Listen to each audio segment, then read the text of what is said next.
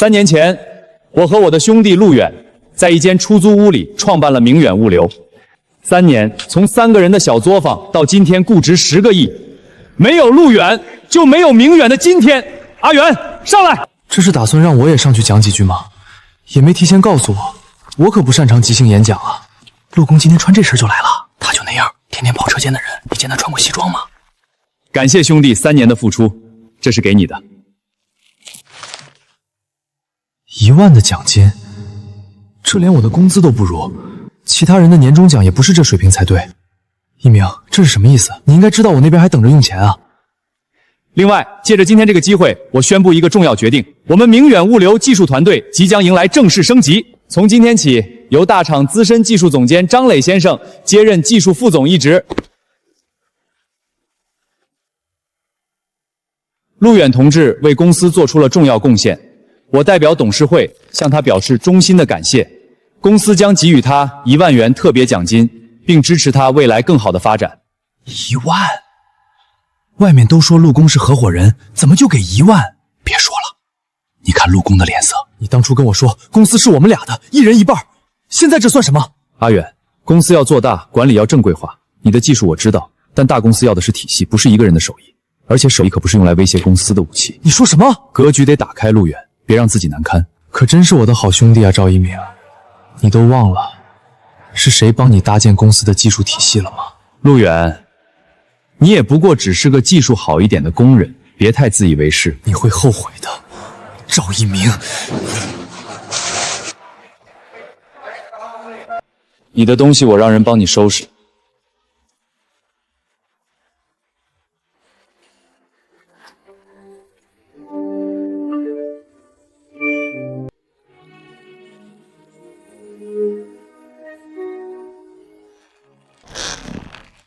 你这头白眼狼！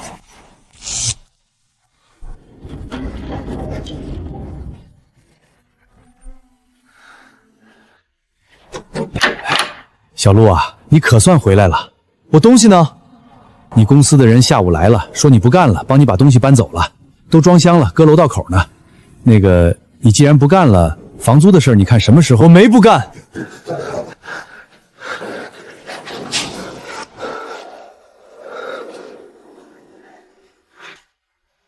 远啊，这么晚还没睡？妈，医院那边手术排到什么时候了？下个月，医生说不能再拖了。你那边？我一切都好，手术费我明天就打过去1万。声音不是太对，是不是太累了？没有，刚开完年会，公司今天融资成功了，还发了奖金。那就好，你也别太拼，身体要紧。妈，您早点睡。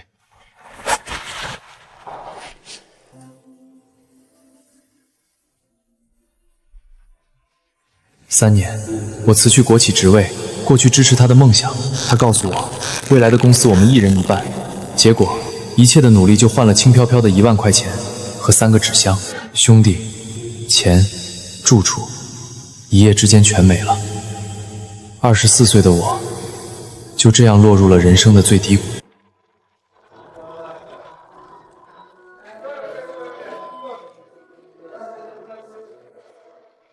小伙子，你在这儿泡了3天了，不找工作呀？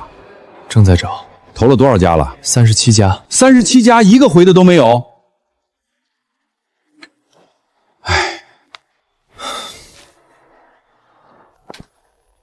老郑，是我陆远，你那边修理厂最近缺不缺人？哎呀，陆工啊，最近生意不好做，我这边人都要裁了，是不好意思啊。没事，我再问问别人。那个陆工，你还是换个地方找工作吧，不是大家不帮你，是实在不方便。37份简历，有些人连电话都不敢接。赵一鸣，你到底跟圈子里说了什么？小杨是明远物流的前同事，去年跳槽去了另一家公司。小杨，你跟我说实话，到底怎么回事？陆哥，你真不知道啊？知道什么？赵总，赵一鸣，他跟投资人放了话，说你技术不错，但缺乏大局员，不适合团队协作。就这，他还说你临走的时候想带着核心技术出去单干，是被他及时制止的。谁敢用你，就是跟明远物流过不去，就是自找麻烦。明远现在估值10个亿，供应链上谁不看他们脸色？陆哥，我知道你不是那样的人，但我上有老下有小，今天出来见你已经是冒了很大风险了。你好自为之。这顿我请，陆哥，真的对不起。大局观，不适合团队合作，想带着核心技术出去单干。赵一鸣，你编这些东西的时候，有没有想过3年前是谁在出租屋里跟你一起畅想的未来？找工作？是，我以前是明远物流的技术总监，新能源电车维修这一块。明远的陆工？对，就那个被自己兄弟赶出来的。我们这儿1个月3500，不包吃住，你能干？3500，3年前我辞职的时候，工资都是这个的5倍，但现在连3500的工作都像是施舍。被自己兄弟赶出来的，哪家老板敢要？就是，看他那样子。3年的东西，一张纸就写完了，而赵一鸣一句话，连这张纸都一文不值了。姑娘，你到底会不会啊？我都等了快半个小时了。平时看我哥换挺简单的。那你快点，我下午还排了一单活呢。那你来。我腰不行。备胎有吗？有，在后备箱，但最后一颗螺丝锈死了，我拧不动。我来。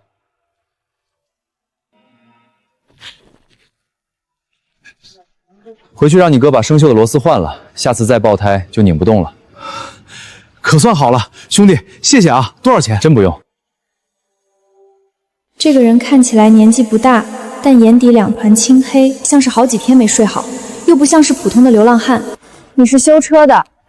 算是吧，以前是修电车的，新能源。电车，我哥开了个修理铺，就在前面巷子里。不过他只会修燃油车，最近老有司机来问能不能修电车。能带我去看看吗？回来了。回来啦。我刚修车自己搞不住，还是我旁边的这位哥帮我换的轮胎呢。谢了啊，兄弟。你是？我叫陆远。他说他会修电车，新能源那种。你修过？以前在明远物流做。明远的？那你怎么不在那边干了？不干了。我这儿没固定工钱，纯吃提成，管吃管住。干不干？干。小师傅，刚才走得急，忘了问你要电话了。我给你带了2盒盒饭，已经吃上了啊。那正好留着晚上吃。不用这么客气，换个轮胎而已。不是换轮胎的事儿，现在这年头，愿意顺手帮个忙的人不多了。对了，徐勇之前跟我说你会修电车，我还以为这附近都找不到人修呢。能修，什么毛病？我的车倒没毛病，但我有些兄弟用的是电车，你能不能看看？明天开过来吧。真的？那感色好，明天我一定来。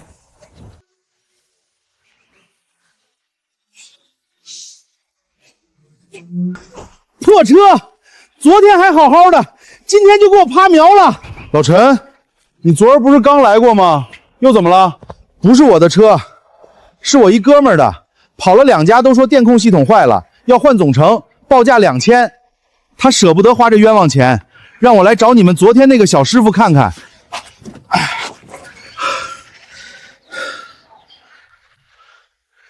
2000块，他们怎么不去抢？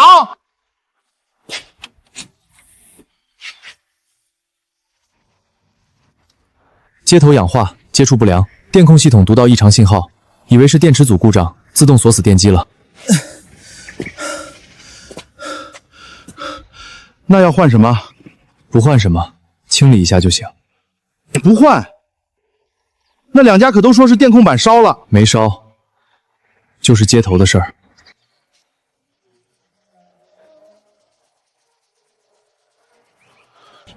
就刷2下，2000块的毛病刷2下能好？别问我，我不知道，我又不懂电车。试试。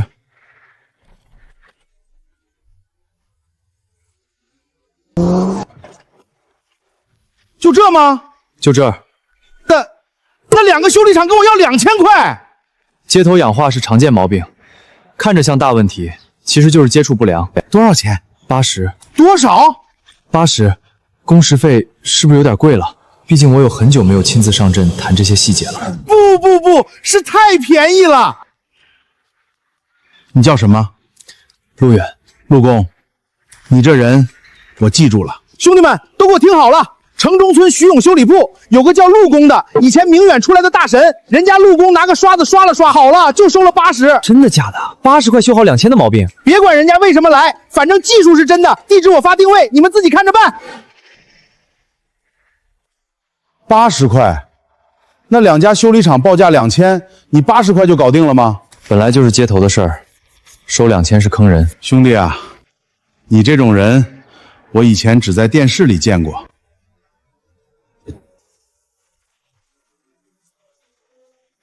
陆公在吗？陆远，又有人找，这就是我在群里的兄弟小王。我跟他说了你的事儿，他今天一大早就来找我了。他那车电池不行了，你给看看。师傅，我听陈哥说您修电车厉害，还不坑钱。我这车跑了3家店了，都说电池报废了得换，报价2万。不着急，我先看看车。我这车才6万买的。师傅，是不是没救了？电池包里有10几组电芯，大部分是好的，只有3组消差过大，拖垮了整个电池包的充放电功能。那要换吗？不用全换，把坏的电芯挑出来，重新均衡充电。电池包跟水桶一样，最短那块板决定能装多少水，腰差过大的电芯就是那块短板，把短板补上就行。这玩意儿是他自己做的，我怎么从来没见过？上去试试。120，我这车刚买的时候也就150啊，恢复的还行。以后每个月做一次均衡维护，这块电池还能再跑2年。多少钱？1000。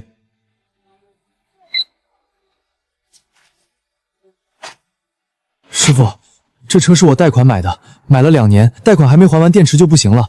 那2万块我真拿不出来。孩子下半年上小学，学费还指着我跑车证。您这1000，不光是修车，是救了我们一家。好好跑车，孩子上学要紧。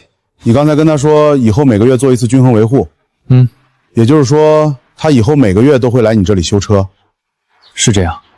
你给他省了2万块，还打算花时间帮他继续维护？有问题吗？兄弟，我开修理铺5年了，你以为我没见过修电车的？人家都是巴不得你快点换电池，一组电池挣你几千块，你倒好，1000就给修好了。你这样修车，全国都没几个。以前觉得这事儿天经地义，现在才知道天经地义的事儿没几人愿意干。哼，这小子有点意思。我听说你已经把新的方案弄好了，那就说吧。好的，赵总，新方案的核心其实就一条，当然，我们这肯定也是对客户负责，新的零件肯定会比旧的安全好用。说的很有道理，具体的数据有吗？我算过了，以前一辆车进厂，平均维修费用不到300块，可如果照新方案执行，单车产值至少能拉到800以上。我们得废除以前那套能修不换、能换单件不换总成的旧流程，全面推行标准化维修。很好。这个所谓的标准化维修是什么？标准化维修就是所有故障按厂家手册更指定总成，不再允许局部修复。我们接下来会把维修产值直接跟技师绩效挂钩，换的越多，提成越高。很好，既然如此，那早该这么干了。这是陆远在的时候的干单，工时费300，裁调费0，300块，花1个下午做均衡，收人家300块工时费就完了。这不是做慈善是什么？赵总说的对，企业可不是小作坊。我们核算过，同样的电池衰减故障，按新方案直接换电池组总成，单车产值至少8000起步。客户有意见怎么办？标准化维修是行业趋势，厂家手册怎么写，我们就怎么换。何况电车的核心技术都握在我们手里，客户就算有意见，出去也找不到比我们更专业的。陆远那个人手艺确实好，不得不承认，但他不懂怎么做生意。这人啊，就是太倔了，光想着怎么省钱，哼，不为自己的企业着想。难不成替客户省钱能省出10个亿估值吗？肯定不能。投资人看什么？看的是产值，是利润，是增长力。省下来的钱又不进公司账上，客户也不会因为省了2000块就给你介绍新客户。就按你的方案干，到时候你把通知落实下去，让那些师傅们都按着做。是，赵总，保证完成任务。对了，赵总，老客户那边要不要提前打个招呼？不用。市场教育需要时间，慢慢他们就习惯了。你一个个去解释，人家反而觉得你做贼心虚，直接推行就行。做慈善的走了，咱们该挣钱了。等大家赚到了钱，就会知道我的想法才是正确的。大家停一下手里的活，看过来。从今天起，所有维修单按新制度执行，故障诊断后一律按维修手册更换指定总成。以后每一单的维修产值计入当月绩效，多劳多得。禁止进行局部修复，更换指定总成。师傅，这什么意思？一个传感器接头松了也得换整个线帅，这不是坑人吗？陆工在的时候，别提陆工，一个接头的事儿换整个线赛，一套线赛总成2000多，接头除个秀才几分钟，这钱挣的亏心不亏心？嘴这么碎，都少说2句。我就是觉得不对。以前陆公教我们的不是这样，他说修车的人不能欺负比自己穷的人。小孙，制度是公司定的，你一个学徒操那么多心干什么？干活去。李叔，你说这新制度能行吗？把客户的成本往上翻了好几倍，客户又不是傻子，早晚得闹。你问我，我问谁去？我就是觉得陆公那套办法干了3年，客户没一个投诉的，现在说废就废了。小伙子，说什么呢？赵总没说什么，别紧张。我刚才听见你说陆公，我就是随口一说。小伙子，别老想着省钱，省下来的钱又不进你口袋。以后按新规矩来，产值上去了，你们提成也高，一台车换总成，你拿的提成比以前多好几倍，这叫双赢，明白吗？明白。大点声。明白。吓死我了。双赢，赢的是公司，输的是谁？他不说，客户又不是傻子，一次两次多花钱，客户忍了，3次5次呢，人家不会换一家修，外面又不是只有我们明远一家。这话我只在这儿说，出了这个门我不认。赵总，老客户刘老板今天打了3个电话过来。哪个刘老板？城南那个小车队，5辆电动面包车，去年就签了我们的包年合同，上个月刚续的约。他打3个电话干什么？他收到了新制度实施后第1个月的账单，5辆车回修费加起来1万。然后呢，他怎么说？他说合同签的单车年费是8000，照这个算法，1年得花将近2万多，比合同翻了2倍还多。他问赵总，您是做长久生意还是做一锤子买卖？我给他回个电话。赵总，咱们是签了合同，价格都写在合同里，第1个月就超了2倍，这不是把合同当擦屁股纸吗？刘哥，你别急，之前那套方案是陆远定的，有问题。他那个人你也知道太保守，什么都想着省，现在不一样了。怎么不一样？我们团队升级了，服务标准也升级了，你花的每一分钱都能看到品质提升。以前那个修法说白了就是凑合，现在换的是原厂总成，质量有保障。我没看到什么品质提升，我就看到账单涨了。以前每个月1000把块钱，修什么换什么我心里有数，现在倒好，一个传感器都要换模块，这合理吗？我手底下司机都在问我，是不是换了财务不会算账？刘哥，你要这么想，以前那套方案表面上省钱，实际上是在透支你车队的寿命。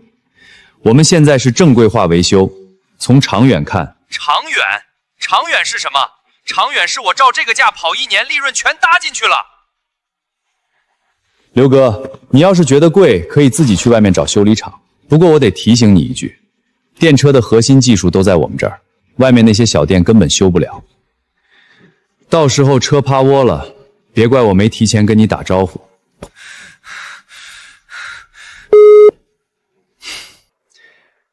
这帮老客户被陆远惯坏了，总觉得什么都能便宜，修个车跟菜市场砍价似的。刘老板的车队规模不大，退了也影响有限，不是规模的问题，是心态的问题。慢慢他们就习惯了。市场教育需要时间。不过赵总，刘老板不是一个人，他那个小车队协会还有4家，都是跟着他一起签的合同。退了就退了。流失一批价格敏感型的低端客户，对数据反而有好处。这样一来，留下的都是优质客户，客单价更高。投资人看报表的时候，只会看到产值在涨。下一批合同续约什么时候？2个月后，方总那批大客户。方总是老朋友了，到时候我亲自去谈，不会有问题。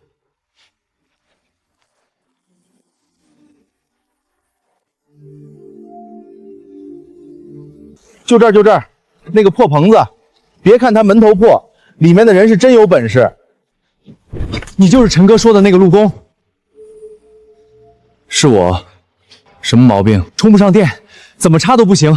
跑了一趟4S店，说是车载充电机坏了，要换总成，报价8000。我就跟他说，靠谱的修理厂找陆工啊。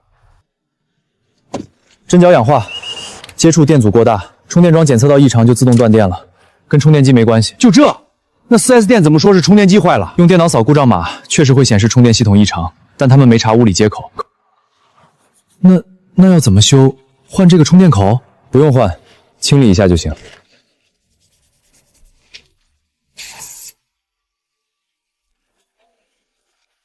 试试。真充上了？就是接触不良，充电口是易损件，平时多注意防潮就行，500就够了。陆师傅，说实话，我在顺达开了8年车，没见过你这么修车的。你拆都没拆充电器，就能判断是真假的问题。我不是司机，我是顺达冷链的车队队长。这辆轻卡是我专门开过来试你的，所以我故意开了一辆 4S 店确诊要换充电机的车过来。你要是跟他们一样开口让我换总成，我扭头就走。好你个老方，你连我都算计！顺达冷链车队26辆轻卡全电的，下个月卫保合同到期。陆师傅，你有兴趣的话，来我公司聊聊。好，到时候我带上方案过去。老陈，这次你介绍的人靠谱。这个老方连我都试探，我老陈是什么人？我介绍的能有错？26辆轻卡，一单真正的合同。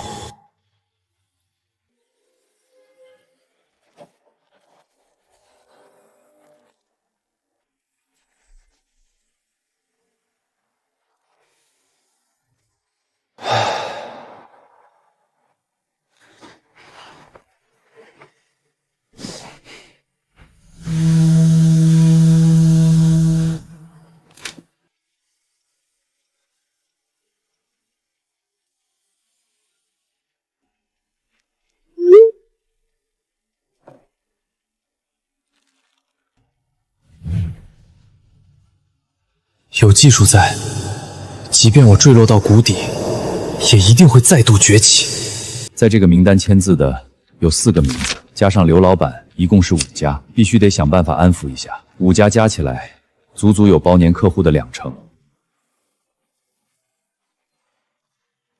赵总，什么事情？说吧。刘老板正式发退约通知了，传真刚到，退了就退了，正好给我们腾出产能服务大客户。哼，他那5辆车占着工位又不赚钱。退了是好事。赵总，不是刘老板一个人的事儿，刘老板那个小车队协会还有4家也跟着退了，加上刘老板，一共5家，加起来占我们包年客户的20%，占了我们客户群体的20%。对，而且他们退约的时间点眼睛很集中，显然是通过气的。不用慌，赵总，我觉得我们还是得挽留一下，至少做出一些相应的措施，流失一批价格敏感型的低端客户，对数据反而有好处。这5家车队规模小，单车利润薄，每次维修都跟你讨价还价。退了好之后留下的都是优质客户，那些优质客户的客单价更高。投资人看报表只会看到客单价在涨，利润在涨，他们不会关心几个小车队退不退。你换个角度想，这5家退了，我们的工位空出来，可以接更多的散客和高端客户。以前路远在的时候，老客户修个车收几百块还给你打电话抱怨，现在他们走了，我们正好换一批愿意花钱的。但是20%的包年客户怎么办？20%怎么了？20%的低端客户贡献的利润有没有1成？我猜没有。相信我，他们走了，我们的利润反而会更好看。明白了，我去处理后续。方总您好，张总，最近听说你们公司做了不少调整。是方总，我们技术团队升级了，服务标准也全面提升了。正好您那边合同快到期了，我正想约您聊聊续约的事儿。行，我也正想找你聊这个。你们什么时候对报告有空？来，我想看看。明天上午方便吗？行。好的，方总，明天见。方总，明远最大的客户，80多辆冷验车，1年合同金额200万。当初这个客户是路远签下来的，可现在他走了。没问题，他能行，我就能行。方总，这是我们新的续约方案，我们的服务标准全面升级，所有维修都走原厂标准流程，配件全部使用原厂增程。方总，报价方面我们做了适当调整。小陆呢？那个路远上次来续约是他来的，这次怎么换你了？路远已经不在公司了。不在是什么意思？他离职了，公司技术团队升级，他个人的发展方向和公司什么时候的事？上个月。我去年签你们是因为小陆给我算了一笔账，他说我这80多辆冷链车照他的方案做维保更省钱，1年能比在外面散修省40万。我信了他，因为他说这话的时候把每一辆车的车况、每一条维保项目、每一项预估费用列得清清楚楚。我干冷链20年，没见过哪个维修厂的人能给我列出这么细的东西。1年下来，我省了43万，比他预估的还多3万，所以我信他。你现在给我这个方案，比我外面找别家还贵8万。你跟我说说，我为什么要续？我们现在的服务标准比以前更高了，所有配件都是原厂总成，有厂家质保。以前的方案虽然便宜，但在质量上。张总，我有个问题，我问你一件事，你见过我的车队吗？见过，在合同资料里。我是说，你去过我的车队现场，看过我的车每天跑什么路线，拉什么货，电池用到什么程度要换。小陆去过，不去过，跟了3天车，回来之后给我吃了一份报告，他告诉我哪几辆车电池该做均衡了，哪几辆车充电习惯不好要调整，很详细，比我自己来做的路。这些东西你的方案里有吗？方总，我可以安排技术人员去做一次全面检测。小陆走的时候，你们没想过把他做的东西留下来？很抱歉，不过合同的事儿我再考虑考虑。你先回吧。张总，下次来把你们现在管技术的负责人带来，我想看看换了人之后，你们明远还有没有人能给我算出一份像小陆那样的方案？怎么样，方总去了没有？你是不是没把方案讲清楚？新方案那么多优势，你没说。说了，方总没怎么看方案，他上来就问了一句小陆呢。他问我有没有人能给他算出一份像陆远一样的方案，我不知道怎么回答。你先回来，方总那边我再想办法。他跟我是老交情，不会说退就退的。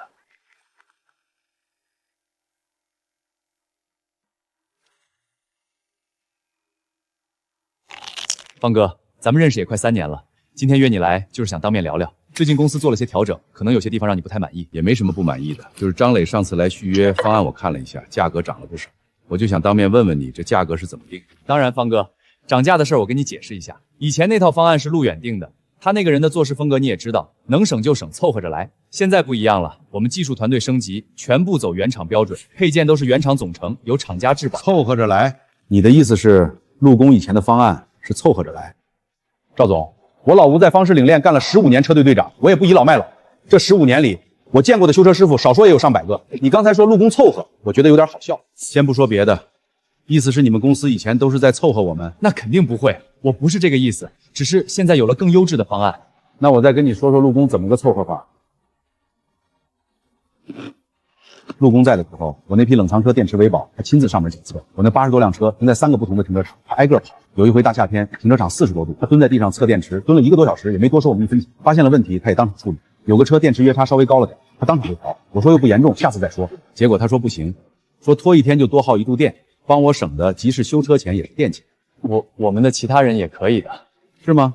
现在你们的人车坏了打3个电话才来人，来了以后拿诊断电脑扫一下就开单子换配件。上个月我那辆轻卡继电器故障，以前陆工在的时候拔下来除个锈插回去就完事儿了。结果你们新来的技师跟我说要换整个控制模块，一个继电器的事儿换整个模块。赵总，我干车队20年，当我傻？刘队长，你说的这个情况我不太清楚，回去我查一下。不用查，我说的每一单都有工牌号，你要的话我让人打印出来给你送过去。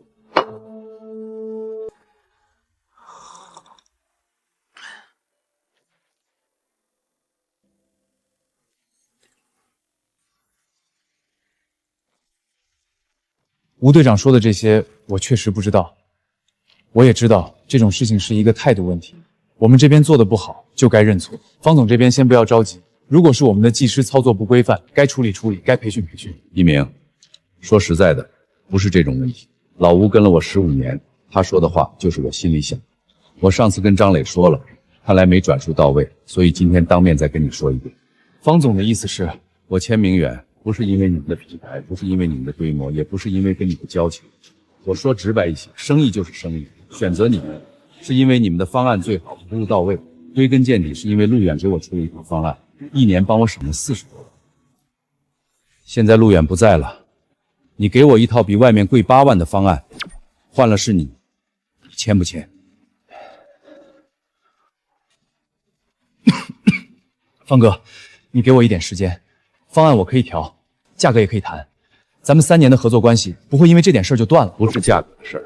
我不明白，方总，你的意思是你把公司里最值钱，也最应该值得你信任的人赶走了。别人不知道，难道你觉得我会不明白小陆是什么样的人？你把他踢开，然后你告诉我你们团队升级了，我是不信。信任这种东西，不是嘴上说说就能获得。方哥，咱们合作这么久，一鸣，我做生意有个原则，跟什么人合作比签什么合同重要。你把小陆那样的人赶走了，你觉得我还会信你吗？方总，陆运离开是个人意愿问题，和我们的话题无关，是吗？那就当确实是这样吧。赵总，我也给你说个真心话，新来的员工培训好再让他干活，你那个新技师回头让他练练，连均衡都不会做，修什么电车？回去卖红薯吧。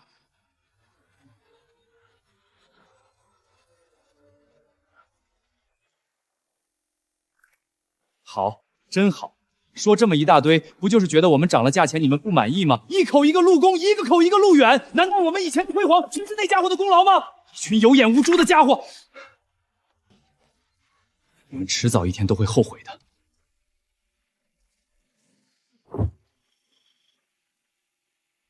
得，还说什么交情呢？这脸色，一看就是没能成功。赵总，你们这边谈的怎么样了？方总那边怎么办？谈的结果不算理想，主要是方总他们不太懂技术，不明白这方面的事情。没事儿，丢一个客户不可怕，这只能算是一种技术性调整。只要我们下一轮融资到位，估值翻倍，这些都不算什么。方总以后会后悔的。等他去外面转一圈，发现外面那些修理厂的问题之后，他还是得回来找我，到时候就不是这个价钱了。走吧，明天开始重点跟工新客户。城东那2家物流公司叫什么来着？约出来聊聊，丢掉的东西融资到位了都能赚回来。无论再怎么样，对于我们公司来说，技术才是最重要的。可现在，就连这方面，似乎赵总都不怎么重视。以这样的态度去经营，真的会比陆工在的时候更好吗？我记得上个月停车场是满的，靠墙那排车位都停得紧紧的，要么是我们的车子，要么是客户的。可现在中间空了好几个位置，靠墙那排也空了，都是客户的车辆不见了，还以为情况多糟糕呢。呵呵，没问题的，只要我能够融资，就能收获资金和信任，旧的不去，新的不来，低端客户换高端客户，这笔账怎么算都不亏。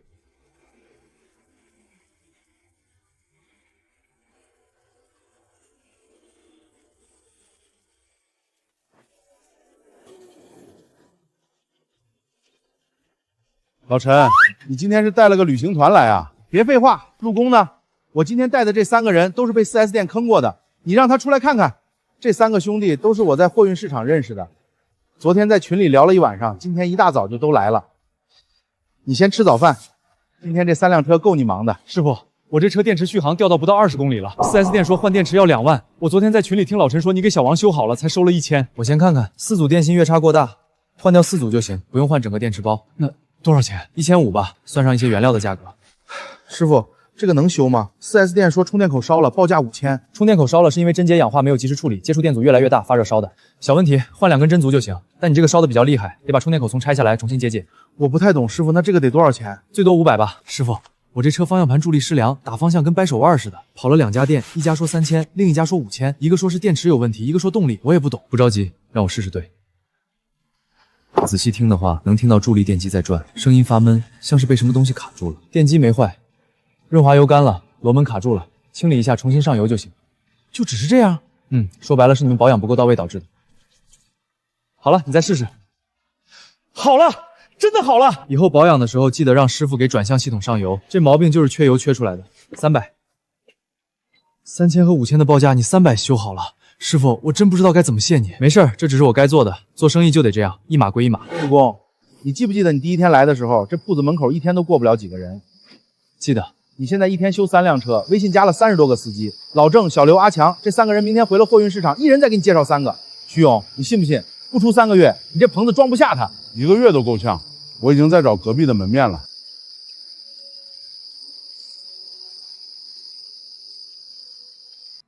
妈，快了，最多半个月，我会加把劲儿。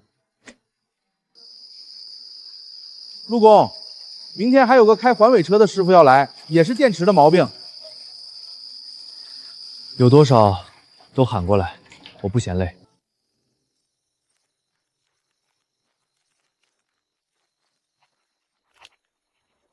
执念，吃饭，你都算了1个晚上了。马上，还剩最后几笔。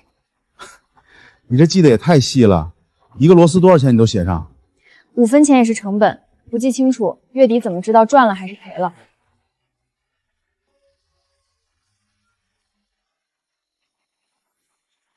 这个星期扣掉零件成本和每天的饭钱，净赚了8700。怎么了？以前在明远我也看过账本，每个月的维修产值、单车成本利润率比这个复杂的多，但那是给别人挣的钱，账本上的数字再大跟我没关系。现在是你自己的。远东移动记账用的是这个名字。总不能一直叫徐勇修理铺，我哥又不修电池。喂，说什么呢？胳膊肘往外拐的家伙，这铺子还是我的好吗？下周开始我按月做报表，收入、成本、利润分3栏，再攒2个月应该够你注册个公司了。你学过会计？没有，那你怎么会做这些？我爸以前开小摊看店，看多了就会了。进货多少钱，卖货多少钱，一天下来是赚是赔，心里总得有个数。远动动力这名字听着比徐勇修理铺厉害，以后分店开起来，给我留个位置。什么位置？技术总监怎么样？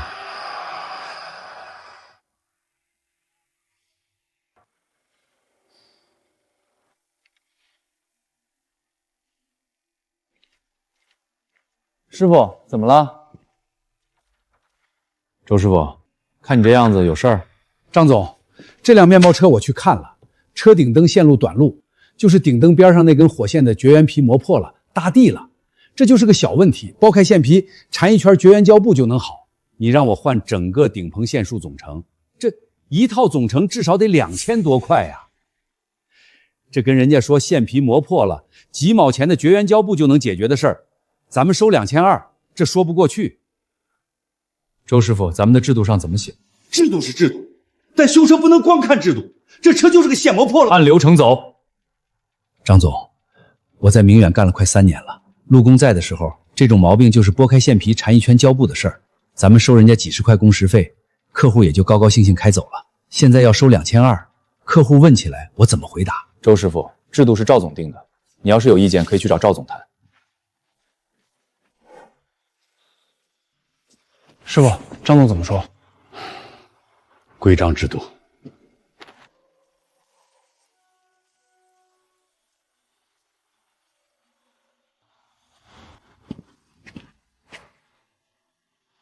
他让你换总成，就这一个口子，要换整根线束。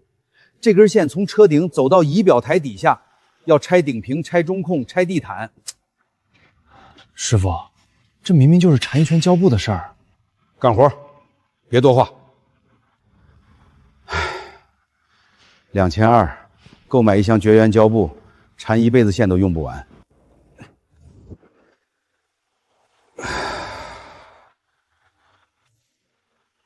师傅，这台车搞完了。搞完了，给客户打电话，让他来取车。2200，我上个月来修过一次，也是电路的问题，那时候才几10块钱。先生，我们上个月开始换了新的收费标准，所有维修都按原厂标准流程来。您的结算单上列得很清楚，顶棚骨束总成一套加工时费一共2200。师傅，我这车就是车顶灯不亮了，是不是哪里搞错了？上回我来修也是电路的问题，你们的师傅给我弄了一下就好了，收了几10块。这都是规章制度要求我们这样做的。先生，您上回来的时候我们用的是旧方案，现在公司制度改了，都按新流程走，您的结算单没有问题。师傅，你们这儿一直这么贵吗？我上回来修真不是这个价。公司换制度了，按新流程都得这么修。算了，下回我换个地方吧。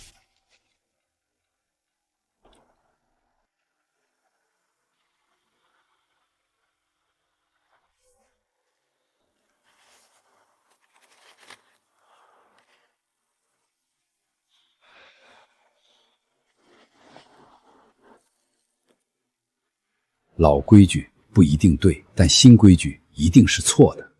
他妈的，老子才不赔你们这些家伙骗人钱！进。周师傅，你怎么来了？技术上的事儿找张磊就行。周师傅，你在我这儿干了快3年了吧？2年9个月，公司刚成立第3个月我就来了。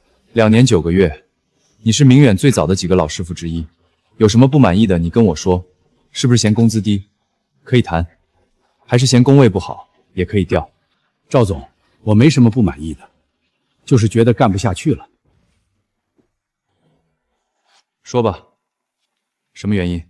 上个月有个面包车，车顶灯线路短乱，我检查了，就是火线的绝缘皮磨破了一个米粒大的口子，铜丝搭地了。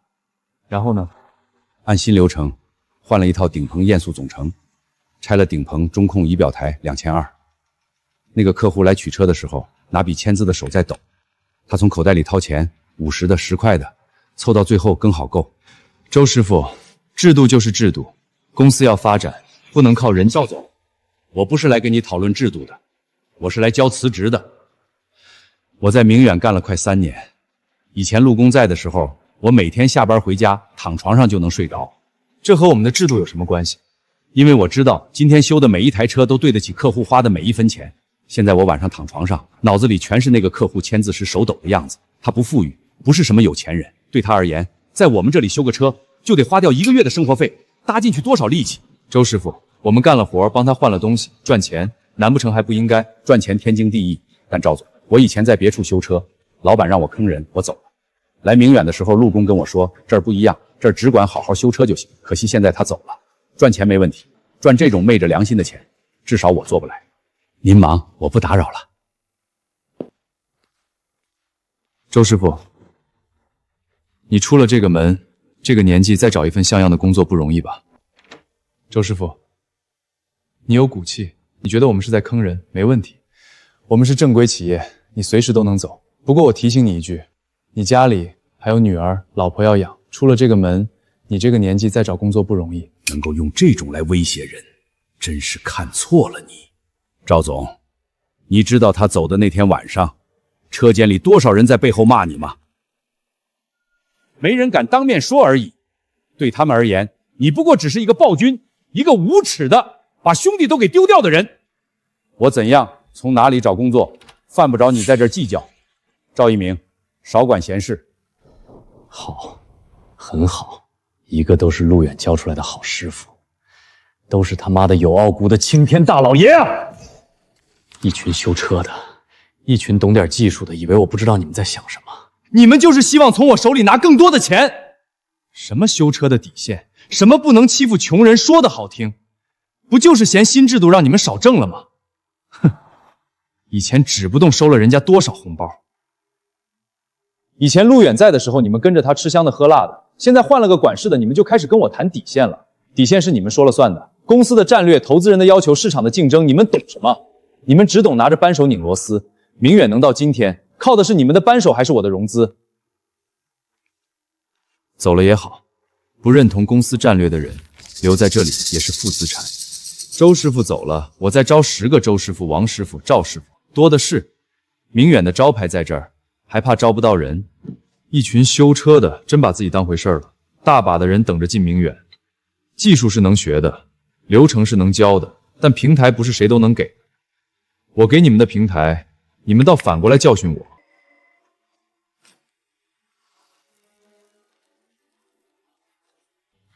走了的都会后悔的。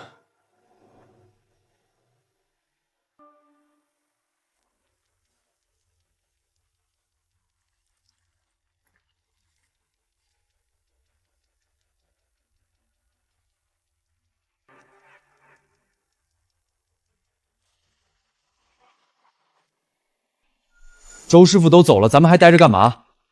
我就问问，周师傅多老实一个人，从来不多话，干活也不挑。他都走了，咱们还在这待着有什么意思？你出去能找到活吗？周师傅20年手艺，电池能修，电控能修，底盘能修，哪家修理厂都会抢着要。他有底气走，你有什么？陆工在的时候，咱们车间从来没有过这种事儿。陆工在的时候，每张单他都看，哪个客户花了多少钱，有没有更省的办法，他一清二楚。他要还在，那辆面包车的线路绝对不会换总成。别提了，人都不在了，提了有什么用？咱们就是干活的，上面怎么定，下面怎么干。可周师傅不是干活的人吗？他干了快3年了，说走就走了。你小声点。我小声什么？我每个月工资条上的数字是涨了，但涨的那点钱涨得窝囊。上回有个客户在电话里骂我，说我们是换件工，不是修理工。我也接过那种电话。以前陆工在的时候，客户打电话来是道谢的，现在打电话来是骂人的。我昨天去前台拿干单，听到前台小妹在打电话，有个客户说我们的合同到期就不续了，要去外面找修理厂。前台小妹挂了电话在叹气，说这个月第5个了。我以前待过一家修理厂，老板也是这么干的。一开始拼命压成本，报表好看的不得了。1年之后，客户跑了一半，老师傅走光了，招了一群学徒顶上去。又过了半年，厂子倒了。我不是说明远会倒，我就是觉得眼熟。休息时间挺长啊。车间里那辆轻卡的电机拆了一半，谁的车？我的，我马上回去。刚才聊什么呢？这么热闹，怎么不说了？我刚在外面听见有人提陆工，谁提的？公司制度改了，有些人不太适应，我能理解。但把话放在这儿，明远不是靠哪一个人做起来的，也不是离了哪一个人就不转了。周师傅走了，会有新的周师傅来。你们谁要是觉得外面有更好的发展，随时可以走，我不会拦。但留下来的，就得按公司的规矩干。以后说这种话，到外面去说，别在车间里。最后一项，本周人员变动通报：维修车间的老周师傅，本周一正式离职。老周在明远干了快3年，公司感谢他的付出，但他的离开，从另一个角度看，说明我们的团队在优胜劣汰，留下的都是认可公司价值观、愿意跟公司一起往前走的人。明远现在不缺人，我们缺的是对的人。技术可以学，流程可以教，但价值观不一致的人留在这里对双方都是浪费。有什么问题吗？没有问题就散会。赵总，耽误你1分钟。周师傅走了以后，车间里几个老师傅情绪不太对，老李、老宋、老马，他们几个跟周师傅都是一批进来的，一起干了好多年。今天开完会，老李从头到尾没抬头，老宋坐最后一排，表情不太好看。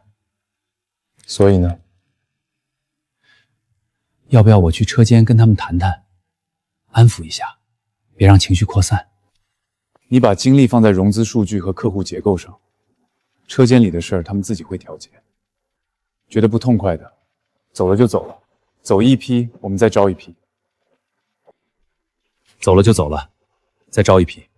可是赵总，你知道培养一个能独立诊断电控故障的技师要多久吗？需要至少2年。小孙来了快2年了，也没法独当一面。周师傅走了，你短时间内上哪儿再找一个20年手艺的老师傅？我是赵一鸣从大厂挖来的，我拿着高薪，我应该帮他实现他的目标，产值双倍，估值双倍，融资成功。但我是做技术出身的，我知道一个继联器和整个控制模块的区别，知道路远是对的，不是所有坏了的东西都得换。只是我不敢说，因为赵一鸣不想听。我不是路远，我没他那份骨气，年会舞台上妖面翻脸，说走就走。但我也不瞎。赵总，我不是想走，我只是不知道你这艘船还能开多久，而我也不想跟着一起沉。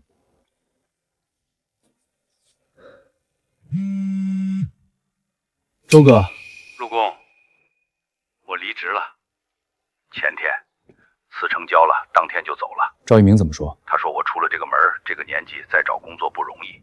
他说错了一半。哪一半？找工作不容易是事实，但出了那个门是对的。陆工，我听说你在城中村那边开了个铺子。不叫铺子，就是徐勇修理铺的门口占了他2个工位。缺不缺人？周哥，你愿意来，我随时欢迎。但是这儿条件你也知道，工位只有2个，工资暂时给不了你明远那么多。我现在自己1个月可能也就几千块钱。我不要多，能养家就行。我就想好好修车，认真干活，不用拿着新总成的包装盒站在车旁边发呆，不用看着客户签字的手在抖。陆工，你给我个工位就行。你说个日子。明天，隔壁门面我正谈着，马上就有新工位了。好，明天见。要来新人了？是新人，也是我的一个老伙计，明远最早的几个老师傅之一，20年手艺，电池能修，电控能修，底盘能修，带出来的徒弟现在都在外面自己开修理厂了。赵一鸣觉得他走了可以再招一个，他不知道，这种人全城也找不出几个。能修电车的老师傅本来就少，愿意按良心修车的更少。周师傅走了，他再招的就是刚毕业的学徒。谁要来？明远以前的一个老师傅。明远的？那工资……行，当我没说。反正隔壁门面我已经谈下来了，押金都交了，多了不说，再加3个工位没问题。你们这些修电车的都来。我这铺子快成明远老员工收容站了。许之念，账本上再加一行，下个月工资支出多一个人的。叫什么？周师傅，周建军。虽然数字很漂亮，比陆远在的时候翻了2倍多，但不能这么酸。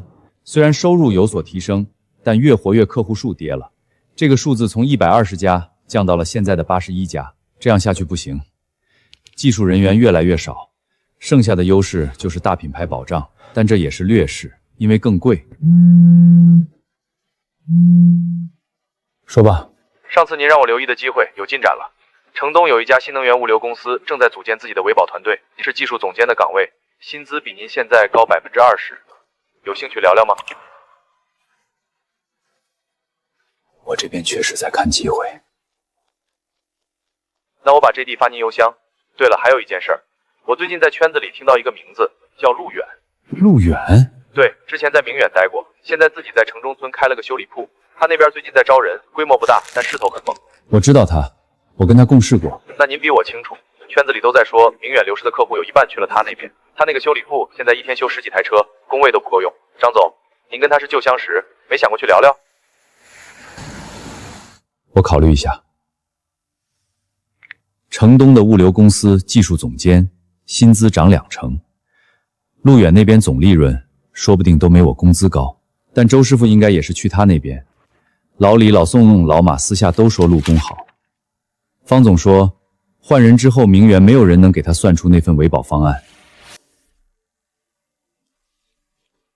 什么叫又退了一家？那家合同不是签了3年的吗？他说退就退，你告诉他，按合同条款他要付违约金。什么？他说我们的技师连最基本的维护都做不好，你不会跟技术那边的人说直接换新设备吗？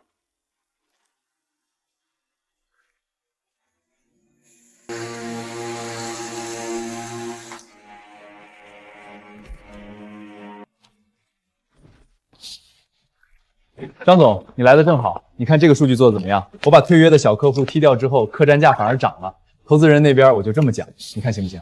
张雷，你这是什么意思？赵总，我十分感谢你这3个月的信任，但现在我决定换个方向。好，很好，让我捋一捋。我花这么大代价把你从大厂挖来，给你独立办公室，给你技术副总的头衔，你现在要走？就结论而言，是周师傅走我不意外，他一个修理工，眼界就那么点，想不通新制度很正常。但你是管理层，我们是一起制定战略的人，你走，总得给我一个能信的理由。实话说吧，我在那边看到了更加广大的前途。哪边？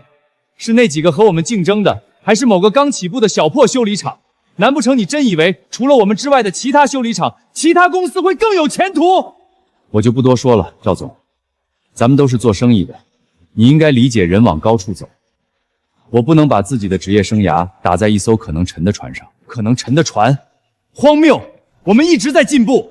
你这里客户在流失，核心技工在走，下一轮融资还悬着，你自己心里也有数。这艘船沉不沉，是你说了算的，不是我。是方总说的，是老吴说的，是刘老板说的，是那41个退约的客户说的。赵总，你上次开会说明远不缺人，可你知不知道，老李昨天也在休息室说过了，说他现在晚上睡不着，一闭眼就是客户骂人的电话，那是他自找麻烦，把那些电话直接交给客服处理就可以。老宋说他待过一家修理厂，也是这么干的，1年之后倒了。我不是在动摇军心，军心已经动摇了，我只是第一个敢跟你当面说出来的管理层。那你打算去哪儿？陆远那边，他给我的薪资没你高，头衔没你好听，办公室就是修理铺里一张旧桌子。你是我从大厂挖来的，是我一手提拔的，你要去他那儿？是。行，走吧，我不留你，但你要记住，今天你走出去，就别想再回来。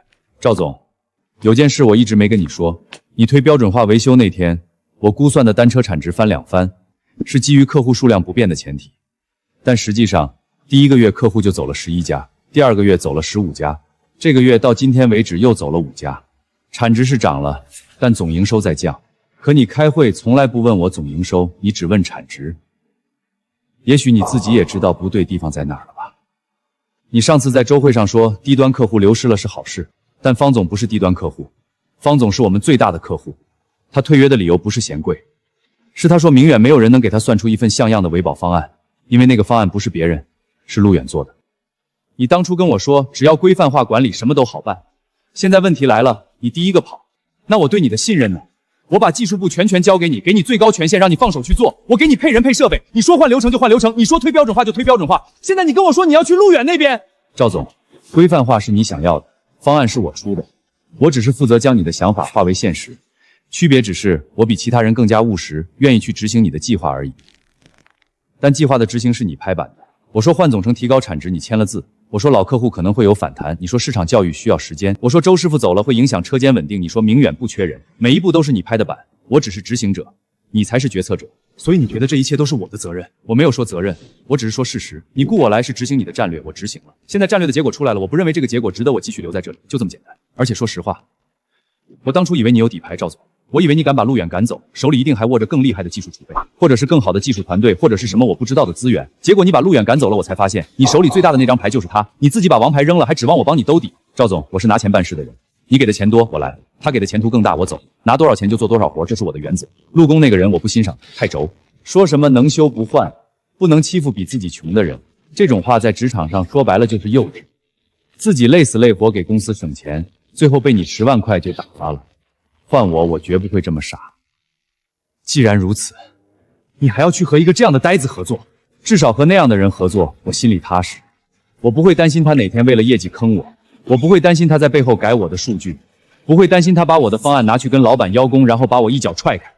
赵总，你连陆工都能踹走，一个跟你在出租屋里白手起家3年没拿过高丝，把公司从3个人的作坊做到10个亿估值的人，你能在年会上当众把他赶出去？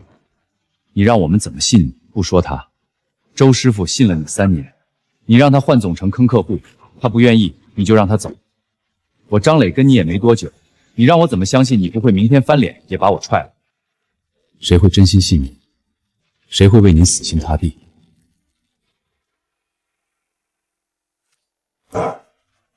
你的话说完了吧？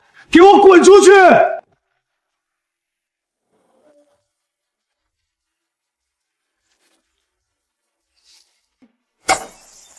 都走吧，没了你们我照样干。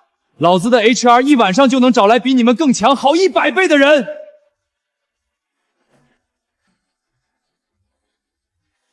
我的决策没有错，我的决策没有错。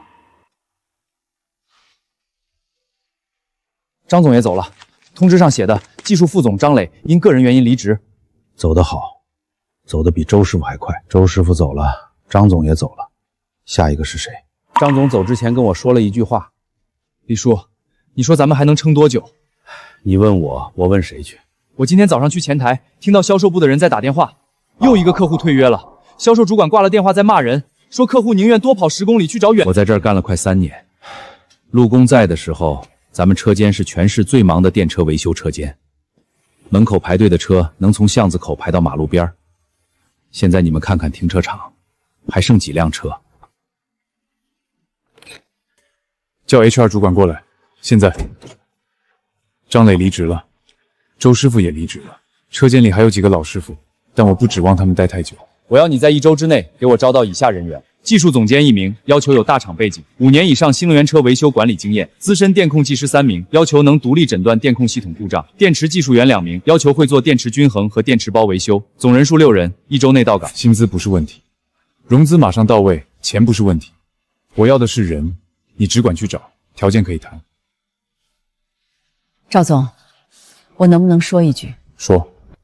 上周我联系了7个候选人，5个一听是明远就直接拒了。他们说原话，明远现在在行业里的口碑不太好，不太想去。另外2个问了很多问题，关于公司近况、技术团队、客户流失，我按您说的标准话词回答了。他们听完说再考虑考虑，之后就联系不上了。赵总，招聘不是打电话就能解决的问题。我们现在的估值品牌，我们现在的口碑在行业里不是很有利。那就把薪资再往上提，提到他们拒绝不了为止。我不信没人来。明远估值10个亿，我不信招不到几个修理工。知道了，赵总，我去调整 JD。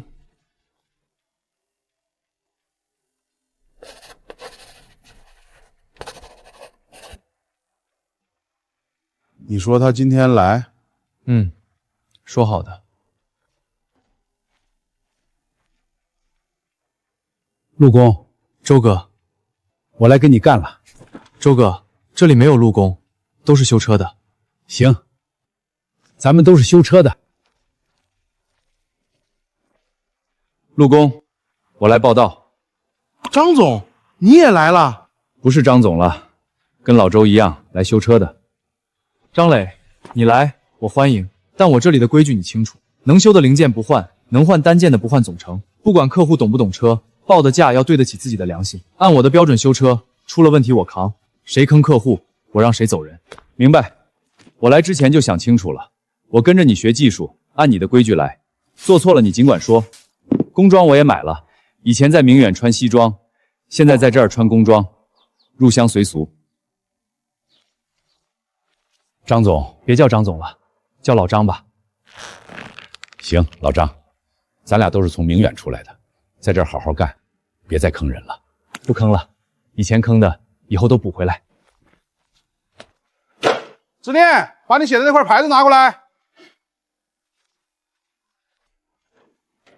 老李、老宋、老马都还在明远，他们在明远车间里连陆工2个字都不敢大声提，但在这里，在城中村这条窄巷子里，远动力4个字正被一颗一颗螺丝钉在门楣上。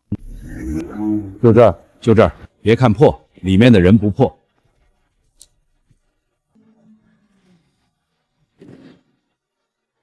小陆，好久不见。方总，幸会，怎么跑到我这边来了？跟明远的车光比，这里简陋的像小孩过家家，但地面上没有乱扔的废料，工具台上没有没洗的扳手，空气里没有明远那种浮躁的机油味。我在明远退约之后，找了一家新服务商，价格比你们以前还便宜，签合同的时候说的天花乱坠。后来呢？后来1个月出了3次故障，还不太能修，有些时候也只能换。第一次就是几组电型热差过大，跟你以前给我做的均衡一个毛病，但他们不会做均衡，只会换。第2次是电控系统报警，他们查了一整天没查出问题，车趴苗了3天，我损失了好几单冷链单子。第3次是充电口烧了，他们说没法修得换。小陆，我车队以后归你管，不用签长约，你先干，干好了我帮你介绍别的客户。方总，你放心，车交给我。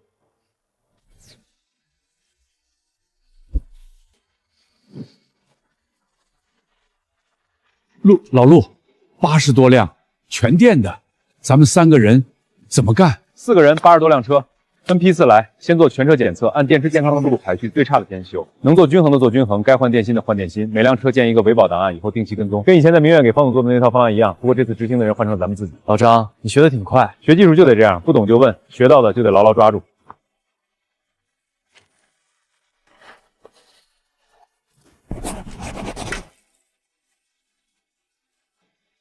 把剩下的车也调过来，从今天起，所有的维保全部转给远动动力。明白，我早就想转了。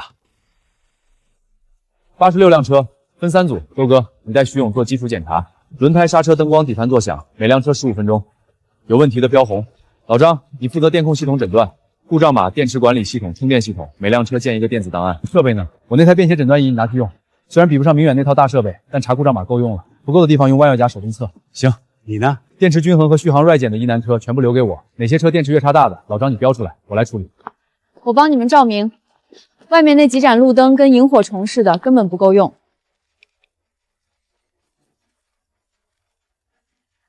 开始吧，别磨蹭了。排气管吊耳老化，记一下。刹车片厚度还有一半，暂时不用换。底盘没有磕碰痕迹，这辆车保养的还行。这辆报的是充电系统间歇性故障，但故障码是历史记录，当前测试充电电流正常。大概率是之前充电口针脚氧化的问题，已经被人清理过了，但故障码没烧。这组压差到 0.3 比了，再拖下去，整包电池都会被拖垮。要换吗？换4组，剩下的做完均衡还能用2年。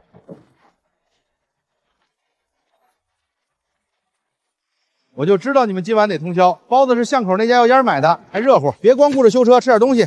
明天我还带人来修车。86辆车，每辆车的诊断报告都要建档。以前在明远，这种事有专人做，现在我自己做，才发现陆远当年一个人干了多少活，一个人顶一个部门，这家伙简直是个超然。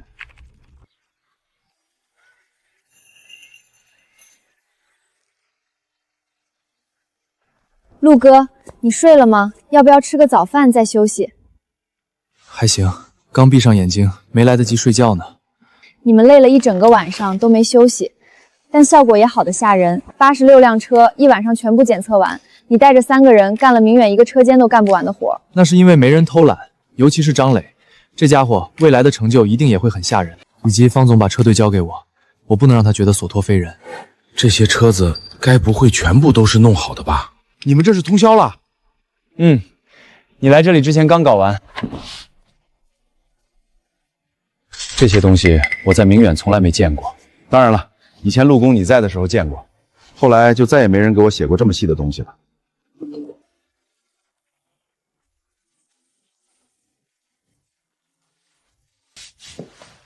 今天怎么这么晚？公司事儿多，周师傅走了，张磊也走了，一堆烂摊子。陆远走了之后，你们公司走了多少人？你怎么也问这个？我问你，走了多少人？没数，几个吧。几个？周师傅、张磊还有呢？你打听这些干什么？公司的事儿你不懂。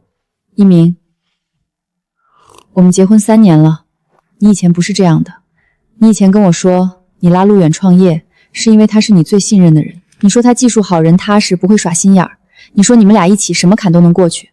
年会那天你回来，我问他怎么没跟你一起回来，你说他离职了。我当时以为你们只是闹了矛盾，你跟他是大学同学，认识这么多年了，吵一架没什么，过几天就好了。但现在你公司的人一个接一个走了，这不对吧？周师傅是你自己说过明远最有经验的老师傅，张磊是你花了大价钱从大厂挖来的，现在他们都走了，你跟我说实话，到底发生了什么？公司要正规化，以前那套做法跟不上投资人的要求，我把技术团队升级了，换了一批更专业的人。陆远他不适应新的管理模式，自己走的。自己走的？我给了他奖金，他嫌少。一鸣，我不是你们公司的人，我不懂什么正规化，但我是你老婆，你跟我说陆远嫌少，这是真的吗？他跟你住了4年上下铺，你什么脾气他最清楚。他要是嫌钱少，3年前就不会辞了大厂的高薪跟你创业。我见过他怎么对你的。你过生日，他送了礼物就跑回公司加班。你跟我说他现在嫌10万少一鸣，你觉得我能信吗？敏敏，公司的事很复杂，不是你想的那样。有些决定我必须做，哪怕别人不理解。等融资到位了，一切都会好起来。你以前做决定都会跟我商量。陆远走这件事儿，你一个字都没跟我说。我是从你公司员工的离职消息里才知道你们公司出了问题。我知道你们男人公司的事儿，我不该多问。但一鸣，你不跟我说，我只能猜。我猜你和陆远闹了很大的矛盾，我猜你觉得他挡了你的路，我猜你做了让他寒心的事儿。但不管你们之间发生了什么，他是你兄弟，你们认识快10年了，吵架也好，翻脸也好，总有和好的余地。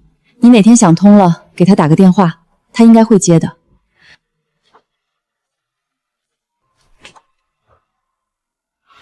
一切都只是为了公司，仅此而已。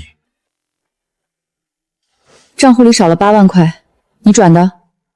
公司最近现金流有点紧，方总退了约，几笔应收款还没到上，工资和配件款都得先垫上。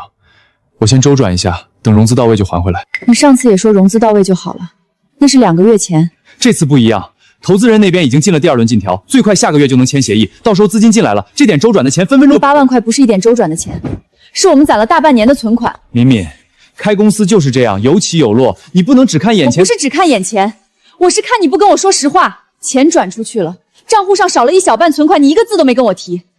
如果我不查，你是不是打算等钱全转光了再告诉我？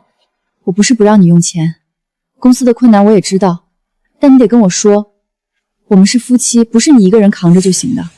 我知道，以后不瞒你了，再给我一点时间，等融资到位，一切都会好的。敏敏，我想跟你商量个事儿。公司下一轮融资之前需要一笔过桥资金，不多，但时间紧。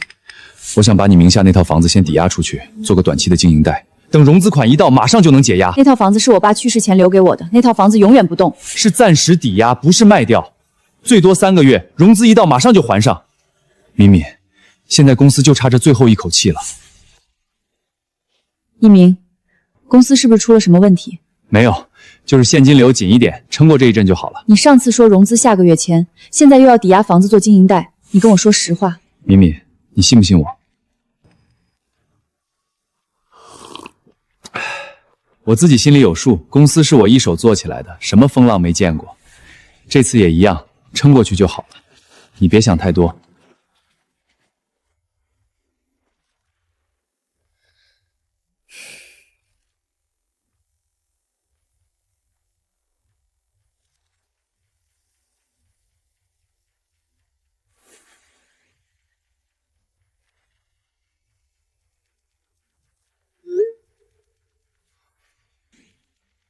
赵一鸣说，陆远不适应新的管理模式，自己走的。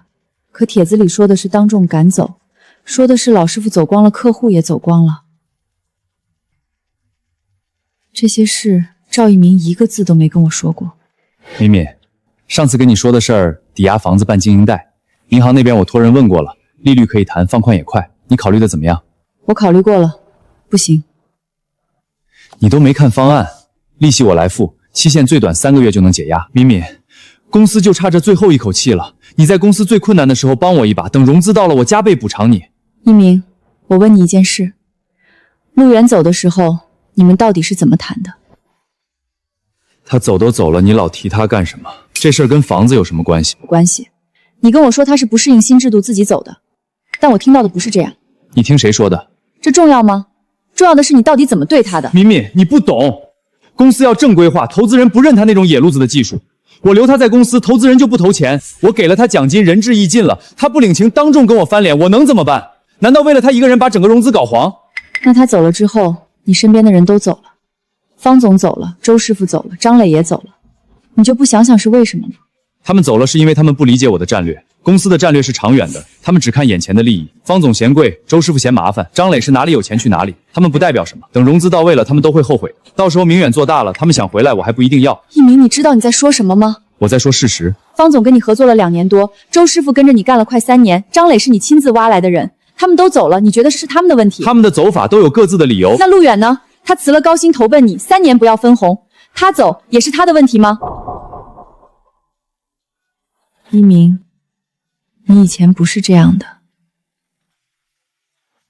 敏敏，你今天心不在焉的，好几个动作都没跟上。最近家里事儿多，跟一鸣吵架了？苏姐，我跟你打听个事儿，你家老王以前是不是在明远物流修过车？是啊，去年他们的车都是老王车队在管，后来换了维保商才转走的。怎么了？你知不知道明远最近出了什么事儿？敏敏，这话我本来不想跟你说，但老王他们车队圈子里都传遍了，你家一鸣是不是把公司那个姓陆的技术总监赶走了？老王说那个人是明远的技术核心，他一走，明远的维修质量直线往下调。他有个朋友在方氏冷链当司机，说方总亲自去谈续约，被你们新来的技术副总气走了，80多辆车全退了。这事儿你不知道？敏敏，男人公司的事儿，我们做妻子的有时候是最后一个知道的，你也别太往心里去，等一鸣自己想通了就好了。你爸最近身体怎么样？好久没见他了。挺好的，比之前还精神了。他不是在明远物流上班吗？上次听你说他干得不太顺心，早就不在那边了。他上个月辞职了。辞职？你爸不是在那儿干了快3年了吗？怎么说走就走了？我爸说明远的赵总做人太绝了，把最好的技术骨干，就是那个姓陆的工头，在年会上当众羞辱了一顿，给了点钱就让人滚了。那个陆工一走，赵总换了一批新人，全都不懂技术，就知道换零件坑客户的钱。我爸实在看不下去，去跟赵总反映了几次，赵总根本不理。后来我爸去辞了职，当面跟他说了他那些做法不对。你猜赵总说什么？他说我爸出了这个门，这个年纪再找工作不容易。你说这种人谁还敢跟他干？那确实太寒心了。你爸现在去哪儿了？去远东动力了，就是以前明远那个陆工开的，在城中村那边，铺子不大，但生意好的不得了。我爸说那边虽然小，但干得踏实，修车就是修车，不用坑人，不用看老板脸色。这几天他回家都是哼着小曲进的厨房，比以前在明远的时候开心多了。敏敏，苏姐，我让他迷途知返，他不是坏人，他就是被钱迷了眼，不知道自己错在哪里。再这样下去，他不光会把公司搞垮，还会把所有人都推走。敏敏，你想干什么？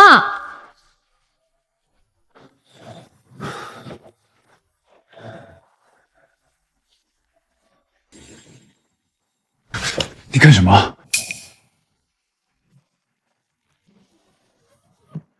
我回我妈那边住一段时间。敏敏，有什么事不能好好说？你先把东西放下。一鸣，你以为我最生气的是什么？不是你公司出了事，不是你把存款转了8万，不是你瞒着我把钱填进公司里，是你到现在都不觉得自己做错了。陆远把你当兄弟，你把人家当工具。他辞了高薪投奔你，在出租屋里跟你画了公司第1张架构图，你怎么对他的？年会上当众羞辱，遣散费，朋友圈里发专业的事儿交给专业的人，那是你兄弟一鸣，不是你的工具。当时是我脑子糊涂了，没那么清醒。敏敏，你相信我，我不是刻意的。张磊来你这里给你干活，可你把人家当什么？你把人家出的方案当成自己的战略，把人家推的标准化说成自己的决策。出了问题你说是张磊执行的，人家辞职你说人家哪里有钱去哪里。张磊来的时候是真的想帮你把公司做好的，但他干不下去了，因为他发现自己只是你手里的一把螺丝刀，用完就扔。这些你都是从哪里听到的？敏敏，那家伙只是谁钱多就帮谁，他不是真心想要公司好。方总真心对过你，把80多辆车交给你2年多。周师傅真心对过你，跟着你干了快3年。这些人都是真心对你好的，可你把他们全推走了。谁真心对你，谁在利用你？方总利用过你吗？周师傅利用过你吗？陆远利用过你吗？张磊也许是个精明人，但他至少当面告诉你他要走了，他没有背后捅刀子。你呢？你对谁说过实话？可这些都是资本，都是经过市场需求才有的要求。你应该认清自己，一鸣。你不是那个在大学里跟我说以后要和兄弟一起开公司的赵一鸣了。谁都有犯错的时候。我不怕你犯错，公司赔了可以再挣，钱没了可以再攒。我怕你不改。我不是不爱你，我是不能再看着你这样下去了。你再不回头，就真的什么都没了。一鸣，我不会跟你离婚，你是我丈夫，这辈子都是。我妈那边房间够住，你什么时候想通了，想明白了自己错在哪儿，给我打电话，我不会不接。但你得真的想明白。我要是一直想不通呢？那我就一直等，等到你想通为止。你是我选的人，你犯了错，我也有责任，所以我等你改。但不是在这里等，在这里，你只会继续骗自己。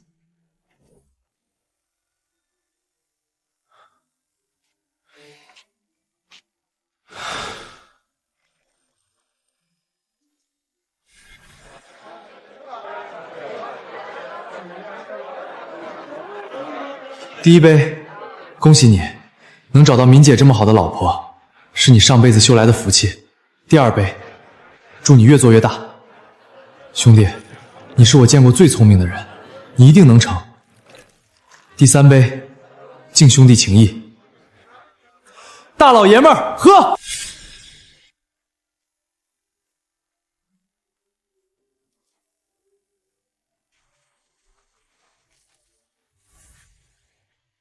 我们明远物流技术团队即将迎来正式升级，从今天起，由大厂资深技术总监张磊先生接任技术副总一职。你的技术我知道，但大公司要的是体系，不是一个人的手。格局得打开，陆远。赵总，你知道陆工走的那天晚上，车间里多少人在背后骂你吗？没人敢当面说而已。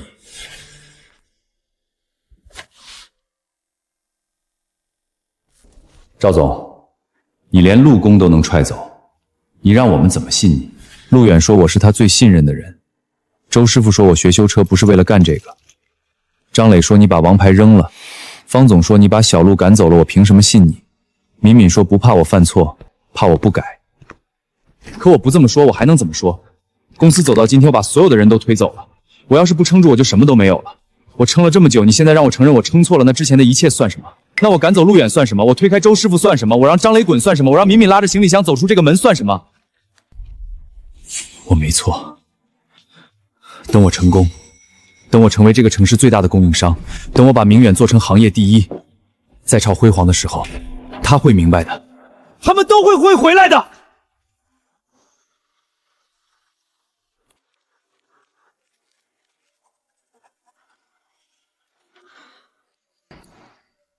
执念，你都算了1个钟头了，这个月到底怎么样？别吵，马上。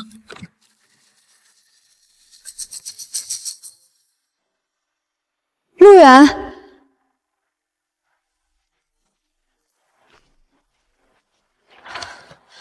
这个月扣掉所有零件成本、房租、水电、伙食费、老周和老张的工资，净利润18万。多少？你说多少？18万1个月？我开修理铺5年，加起来都没挣过这么多。18万1个月。3年前我辞职的时候，赵一鸣跟我说公司是我们俩的，一人一半。3年后他给了我10万块，10万块3年。现在我1个月18万，不是别人给的，是我自己挣的，是周师傅的扳手一下一下拧出来的，是老张的诊断报告一页一页写出来的，是许之念的账本一笔一笔算出来的，是我自己的辛苦钱。先把我妈的手术费打过去。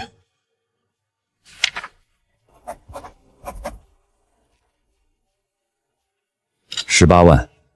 我当初在明远做的那个方案，单车产时翻了2节，听起来很厉害。可是客户跑了一半，总油收在降。这边呢，1个月18万，18万，我得敲多少排气管才能挣18万？明天见。走的时候把灯关了。远啊，这么晚还没睡？妈，手术费我今天打过去了，5万块，您查一下到了没有？5万？远啊，你哪来这么多钱？你是不是借的？你借了多少？你跟谁借的？你别妈，我没借，我自己挣的。放心吧，我现在的本事很大，我开了一个修理铺，在城中村这边修电动车的，生意挺好的，上个月净利润做了18万。18万？你爸以前在厂里干1年也挣不到这么多。你爸要是还在，肯定高兴。你爸走之前还在念叨，说对不起你。你大学刚毕业他就病了，花了那么多钱，也没给你留下什么。他说要是能看到你出人头地就好了。远啊，你在那边别太累，钱够花就行，身体要紧。手术妈不急。妈，您别说了，下周3手术，我提前1天回去，您好好休息。妈，早点睡。妈听你的，你把铺子看好，别耽误了生意。还不止这些钱呢，妈，在这之后还会有很多个18万，一个又一个，让您能够在后半生好好的享福，让您不再需要和以前和我上学的时候一样那么辛苦，那么操劳。谢谢你，执念。不用谢，这都是我该做的，陆哥，你也做了很多很多，要注意休息。我会的，哪怕是为了你们，为了你们对我的关心。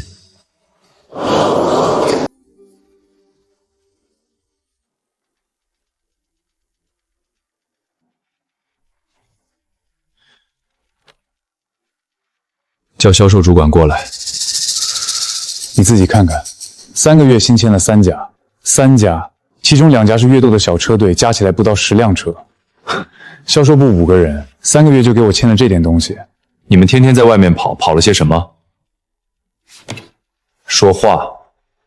赵总，不是我们不努力，销售部5个人，这3个月打的电话比去年1年都多，但客户一问价格就挂了。我们的报价比市场均价高了快1倍。有些客户连面都不肯见，电话里直接说太贵了，不用谈了。那就降价！谁说不让你们降价了？降了，我们把报价从8000压到6000，再压到5000，但还是比别家高。而且客户说什么？他们说听说了我们公司的事儿，说我们技术骨干走光了，老师傅都跑光了。他们说我们新来的技师什么都不会做，他们说车交给我们不放心。赵总，我知道您不爱听，但我还是得说。不是价格的问题，是信任的问题。我们以前在行业里的口碑是技术好、价格实惠、服务靠谱，现在是价格高、技术差，老客户全跑了。这个口碑传出去，我降价也没用。客户说他们宁愿多跑10公里去找远。去什么？找哪一家的铺子？说啊，客户宁愿去找谁？行，我知道了，你先出去吧。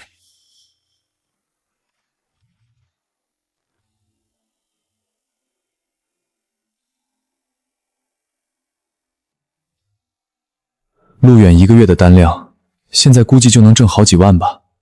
可我这边却1个月流失38家客户，他们不理解我的战略，我的决策没有错，一定的。各位，过去1个季度，我们主动调整了客户结构，淘汰了一批价格敏感型的低端客户，重点发力高端车队市场。虽然包年客户总数有所下降，但客单价提升了45%，这说明我们的服务价值正在被更高端的客户群体认可。我们对维修体系进行了全面的标准化升级，所有维修项目全部按原厂标准执行，配件100%使用原厂整成。虽然单次维修成本有所上升，但维修质量得到了质的飞跃。本轮融资，我们计划出让15%的股权，投后估值15亿，资金将用于扩建3个新车间，招募50名资深技师。赵总，先停一下。上一轮你给我们的数据，单车维修成本是行业最低的，现在这个数据翻了3倍，你能解释一下原因吗？产值是涨了，但总营收在降。你开会从来不问我总营收，你只问产值。赵总，我们做尽调的时候联系了一些你们的老客户，反馈不是很理想。你们的客户留存率从去年同期的85%降到了现在的不到20%，这个数字比你 PPT 里写的结构性调整要严重得多。我们还对比了你们和一家叫远东动力的新公司，你们的单车维修成本是他们的3倍，客户满意度评分低了将近20分，而且根据行业群里的公开信息，你们的离职员工和退约客户有不少流向了远的动力。赵总，这家公司的创始人是不是以前在明远待过？赵总，我们做尽调的时候听说了一些事儿，你们公司的核心技术人员一个姓陆的离职了。确实是，不过这个和我们公司这边的其他产业没什么联系，不会有影响。他走了之后，你们的核心客户也跟着走了。方式冷链那是你们以前最大的客户吧？这个算是另有原因。无论如何，他们都和你们退约了。还有几个小车队协会集体退约。我们在行业论坛里看到，这些客户现在都去了一家叫远东动力的小公司。赵总，我还是想听听实话，而不是你的那些承诺。你能不能告诉我们，这个人的离开对公司的影响到底有多大？当然可以。陆远确实是一个不错的工程师，也是我的朋友。他在明远工作了3年，在技术上有一定积累，但他离开不会有太大的影响。这个是公司正对化过程中的正常人员流动。我们从大厂引进了更专业的技术团队，建立了标准化的维修体系。赵总，这是你们新旧2个季度的核心数据对比，单车维修成本涨了3倍，客户留存率降了70%，月活跃客户数持续下滑。如果你说的都是真的，那么你们的更专业的团队为什么数据更差？这个一方面是市场教育需要时间，另一方面低端客户淘汰是必然。我们必须理解长期价值大于短期变动。这些似乎并不能回答我的问题。赵总，我没有问战略，没有问市场，没有问长期价值，我问的是更专业的团队为什么数据更差？这是一个3岁小孩都能听懂的问题。赵总，你在上一轮融资的时候跟我们说，明远的核心竞争力是技术。你说你的技术总监能把单车维修成本做到行业最低，这是你们的护城河。现在这个人走了，你告诉我们他是正常流动，那你的护城河呢？赵总，这种情况之下，我们没办法继续跟投，风险太大。你现在的核心问题不是钱，是人的问题。你失去了团队里最重要的技术骨干，也失去了客户的信任。这2样东西靠融资补不回来。钱能买设备、买厂房、买广告位，但买不到一个让客户愿意跟着走的维修师傅，也买不到客户信你。你的 PPT 做得不错，下次融资少用点形容词，多用点实话。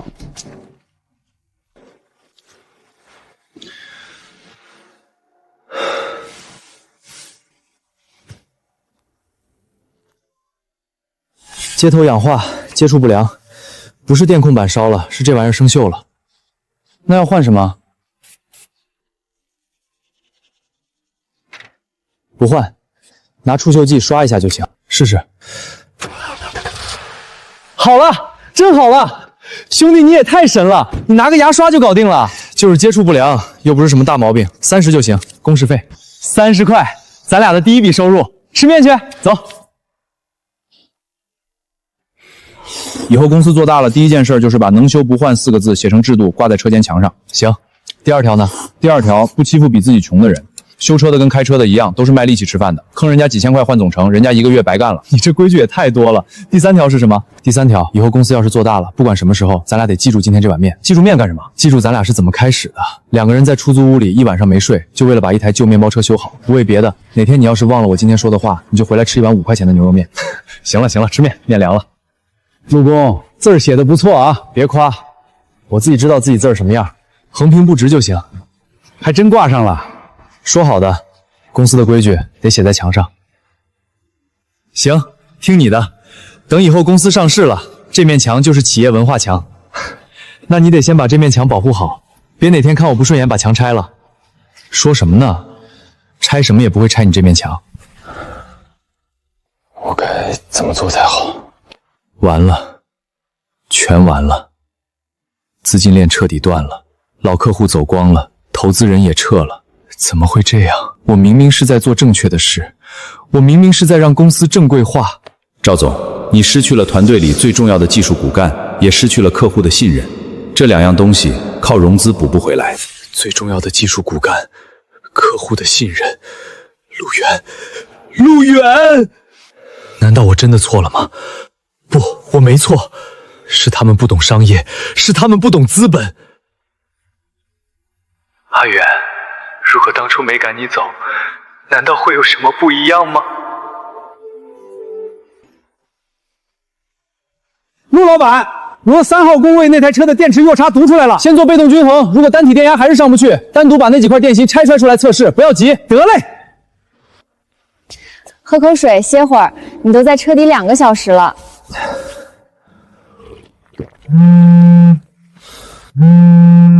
怎么了？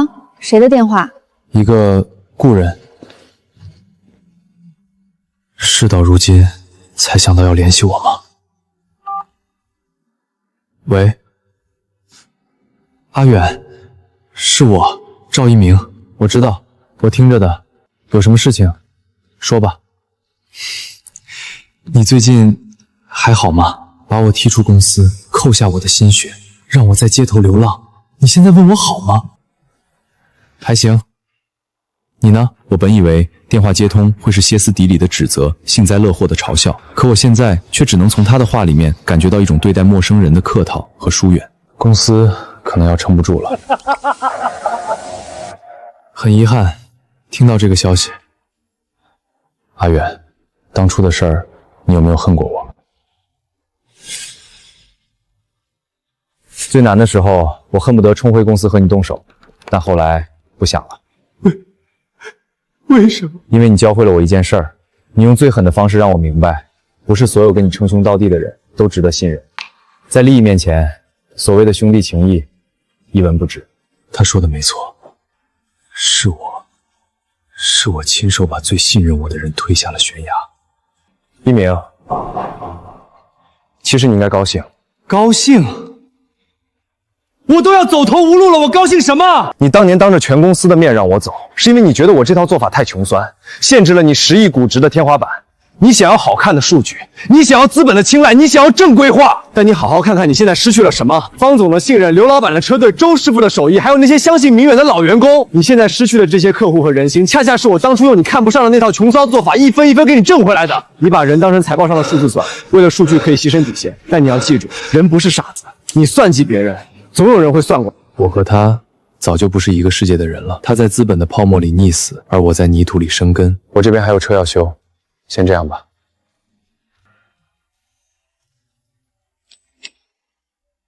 没事吧？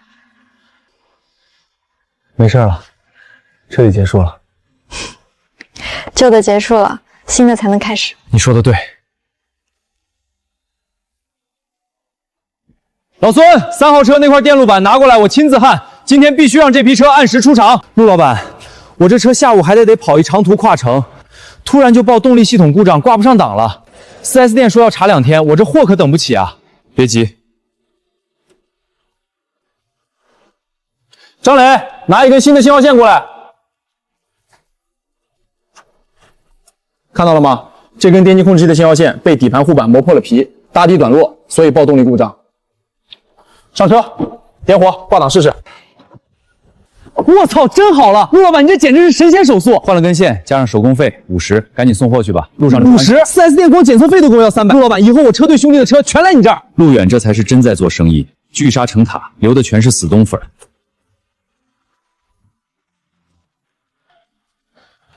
陈哥，今天没出车。出什么车？今天我是专门来给陆工报信儿的。陆工呢？陈哥，车又有什么小毛病了？修什么车？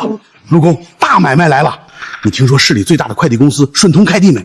知道，他们有100多辆电动面包车和轻卡，专门做同城铺送和短途冷链的。顺通正在招标新能源物流车的维保供应商，我一个表弟就在顺通当司机，他跟我抱怨说他们现在的维保商又贵又慢。现在顺通的物流总监急眼了，决定重新招标，100多辆车啊，陆工，这要是拿下来，你这修理厂直接起飞。100多辆车的体量不是开玩笑的。接下来意味着零配件供应链、技师排班，甚至场地面积都要成倍扩张。如果吃不下，反而会砸了现在的口碑。陈哥，那是大公司的单子，我这一个小铺子100多辆车的单子，去竞标的肯定都是有头有脸的大型连锁维保企业。你傻了？你现在手里有方总的80辆冷藏车车队撑着，那就是活生生的招牌。再说了，你不去试试怎么知道？咱们靠的是手艺，又不是靠门店装修。如果拿下顺通，远东动力就是真正能在行业里站稳脚跟的企业，我就可以把隔壁那个大仓库也租下来，把那些还在外面受气的老兄弟们都接过来。张磊，把手里的活停一下，准备一份顺通的竞标材料。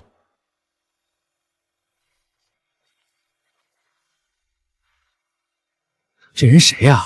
顺通的快递员走错门了吧？哼，穿的什么玩意儿？一股子机油味儿。这年头，路边修自行车的也来竞标大客户了。我们是来拿单子的，不是来走秀的。这种土包子也敢来顺通凑热闹，真是拉低了我们整个行业的成量。现在的招标会真是什么阿猫阿狗都能进。等会儿郑总要是闻到谁身上有下水道的味儿，估计得直接把人轰出去吧。郑总，我们公司拥有全省最大的5星级维修车商，引入了最新的 AI 智能诊断系统。只要顺通把车队交给我们承诺提供 VIP 级的司机休息室、咖啡点心无限量供应。当然，高质量的服务，月均维保报价是2500元，但我保证这是物超所值。我要的是修车又快又好，不是让司机去喝咖啡。2500元，你们这帮吸血鬼真敢开口！好，下一个。下一位，远东动力陆远。连个 PPT 都没准备，上来卖惨吗？郑总你好，我是远动力的陆远，我没有准备 PPT， 也没有做市场分析报告，因为我只是个修车的。关于顺东车队的维保，我不画饼，也不谈什么5星级服务，我只给您看一份真实的数据。这是方总的冷链车队，80多辆车，全部由我们远东定力负责维保。方总车队的单车月均维保成本是900块。900块？不可能！你在扰乱市场！这绝对是假数据，拿这种劣质配件糊弄人。不仅是900块，在我们负责的时候，方总的80辆冷藏车在送货途中的机械故障抛锚率是0%，利润是靠技术省出来的，不是靠坑客户骗出来的。这就是我的价，这就是我的质量。路远是吧？我做物流20年了，见过的供应商比你修过的车还多。你这个报价比今天在场的所有人都低了至少30%。郑总，我早就说了，这小子就是来搅局的。这么低的价格，他连原厂配件的成本都覆盖不住，拿什么修车？肯定是拿拆车件、劣质副厂件来糊弄事儿。你可千万别被他骗了。安静！在商言商，没人会做亏本买卖。这么低的价格，你靠什么赚钱？我不信有人开门做生意是为了做慈善。郑总，我不做慈善，我靠技术赚钱。各位觉得900块修不了车，是因为你们的修就是换一个电机控制器报故障，别人看不懂里面的电控逻辑，直接更换配件，成本大几千。但我路远，能拿着万月表查到哪一个电容，你们修不了的，我能。一个几十块钱的配件修好，我收200块的手工费，您省了几千块的配件钱，我赚了我该赚的技术钱。我不坑客户，但我也绝不亏自己。郑总，我的利润是靠手艺从省出来的。这就是路远的底气和技术，他没有刻意压低价格，但他的实力足以做到降维打击。赵一鸣，你当初到底赶走了一个什么样的天才？您放心，车交给我，绝不掉链子。张磊，主电闸的空气开关买多大的？顺通那批车要是同时充电，小了可扛不住。许哥放心，买的最大的工业级开关，设备下午就进场。举升机一共订了15台，这边5个工位专门做电池均衡，那边10个工位做底盘和机修，通道留宽点。顺通的轻卡轴距长，得好倒车。兄弟们加把劲儿，今天把家搬完，晚上陆老板请客吃烤全羊。好嘞，就等这顿了。 3个月前，我抱着3个纸箱被扔在楼道里，以为天塌了。现在，这片仓库是属于我自己的天地。徐妹子，那个我听说陆工这边扩建招人，我这技术能行不？孙师傅，陆云这可是明还念叨说，要是您能来负责底盘车间就好了，快填表吧。待遇按之前陆远在时候的标准，只高不低。太好了，在明远那边，我天天干换件的活，手都快生锈了，还是跟着陆工干踏实。就是明远现在天天搞什么 KPI 考核，客户流失了一大半，车间里闲得能长草，待不下去了。走的时候，赵总还放狠话，说咱们出去找不到活，这就让他看看咱们到底跟着谁干。陆远，你用善良和真本事种下的种子，现在终于到了收获的时候了。陆工，我们来投奔你了。孙哥，你们能来我这底盘车间就彻底稳了。今天没有陆工，咱们晚上先聚餐，明天大干一场。兄弟，你好好看看，你现在搞的这不是修理铺了，你这儿是真正的公司。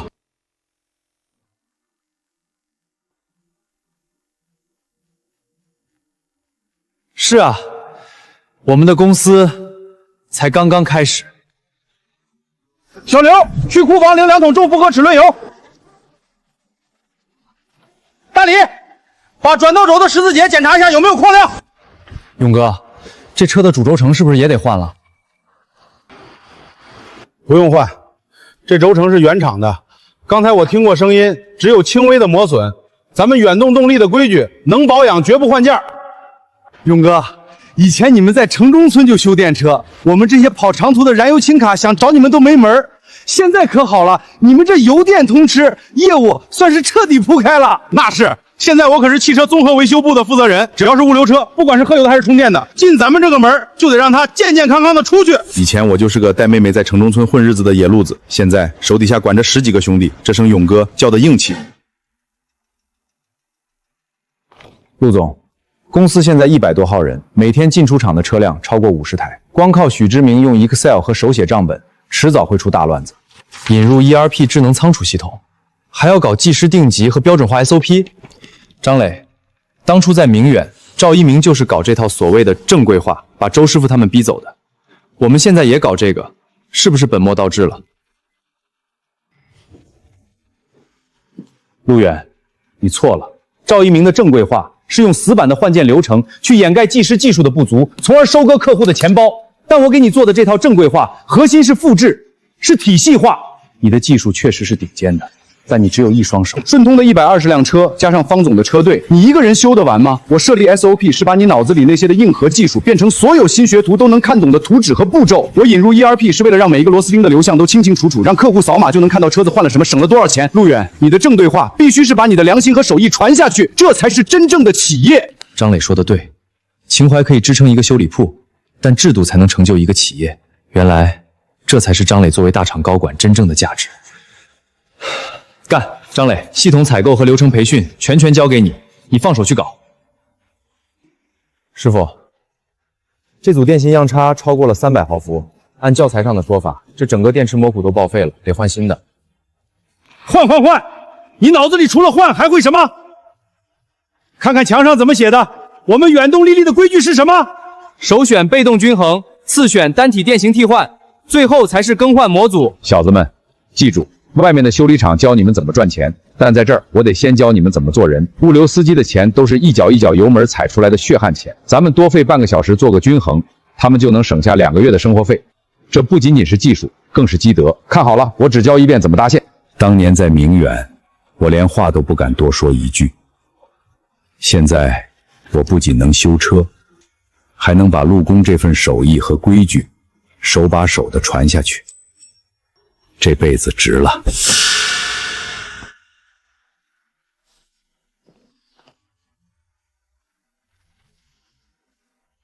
坏了，顺通的郑总怎么亲自来了，还黑着脸，这是出大事故来兴师问罪的。郑总，您怎么突然过来了？也没提前打个招呼。陆远，顺通的120辆车交给你试运行整整3个月，今天我就是来跟你算总账的。如果是车辆维修出现了任何纰漏，您可以直接说，我们远东动力有严格的追溯系统，绝对不会推卸责任。这3个月，顺通快递车队总计进厂维保186车次，其中大修12次，日常保养105次，三电系统突发故障救援69次。你知不知道这3个月你们给顺通造成了多大的影响？郑总，有话直说。影响太大了。陆远，你小子让我这个季度的财报好看到连集团总裁都亲自给我打电话表扬。这3个月，顺珠车队的抛锚率同比下降了95%，物流准点率创了公司成立以来的新高。最离谱的是维修成本，我财务部的人核算了好几遍都不敢相信。比起上一个供应商，你们硬生生帮我们砍掉了整整30%的维保开支。我今天来算总账，算的就是这笔账。陆远，3个月的试运行，你们交出了一份完美的答卷。这是顺通快递全省分公司总计500台新能源物流车的3年期独家维保合同。不仅如此，我还把你推荐给了省冷链物流协会。只要你签了这份合同，下个月协会的会长会亲自带人来考察。陆远，你不仅技术好，你们这套透明正规的管理系统让我彻底放了心。你是个真正的企业家。一鸣，你为了这3个字丢了良心，而我守住了良心，反而走到了这一步。郑总，您签的不仅是我陆远，是我们远动动力的每一个兄弟。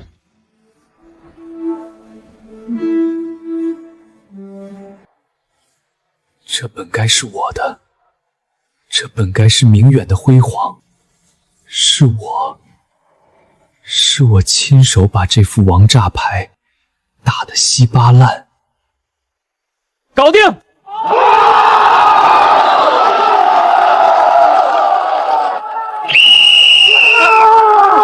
陆老板牛逼，远动动毅力牛逼！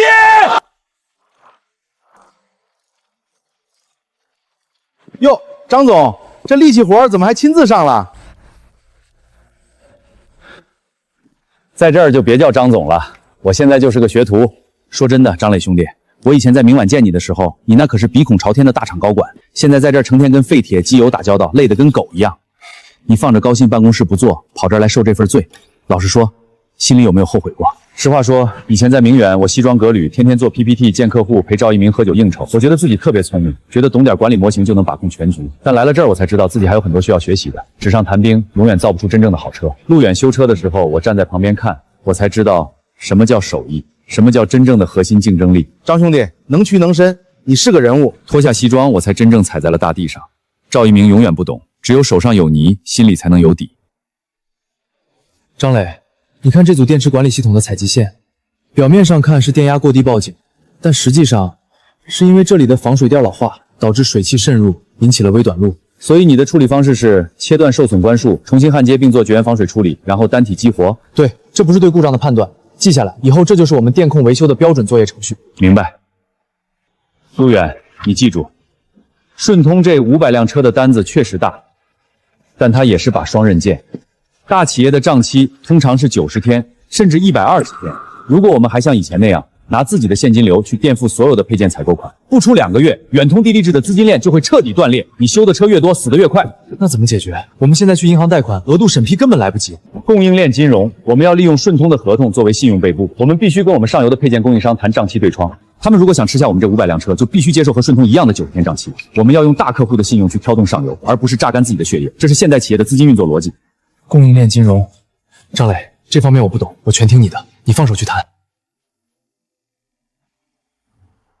这都几号了，底薪还不发，这破公司还能撑几天啊？发个屁！没看赵总现在还转型做什么二手物流车买卖，真是病急乱投医。没资金收好车，天天去废品站淘那些报废车翻新。昨天来看车的那个客户，试驾还没出大门呢，电池就报警了。这破烂活谁爱干谁干，我明天就提离职。训他们有什么用？连底薪都发不出来，我拿什么摆老板的票？王哥，您看这车，内饰我全让人翻新过，看着跟新车一样，而且电池我也做了均衡，续航跑个200公里绝对没问题。您要是今天定下来，我再给您少2000。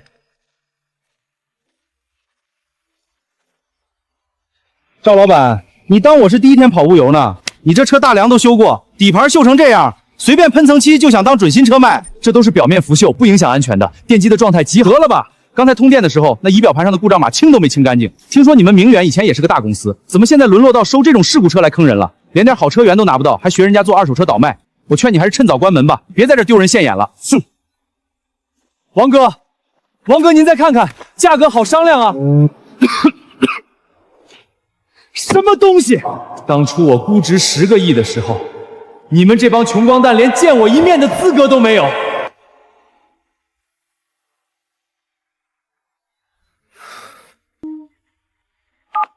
对不起，您拨打的电话正在通话。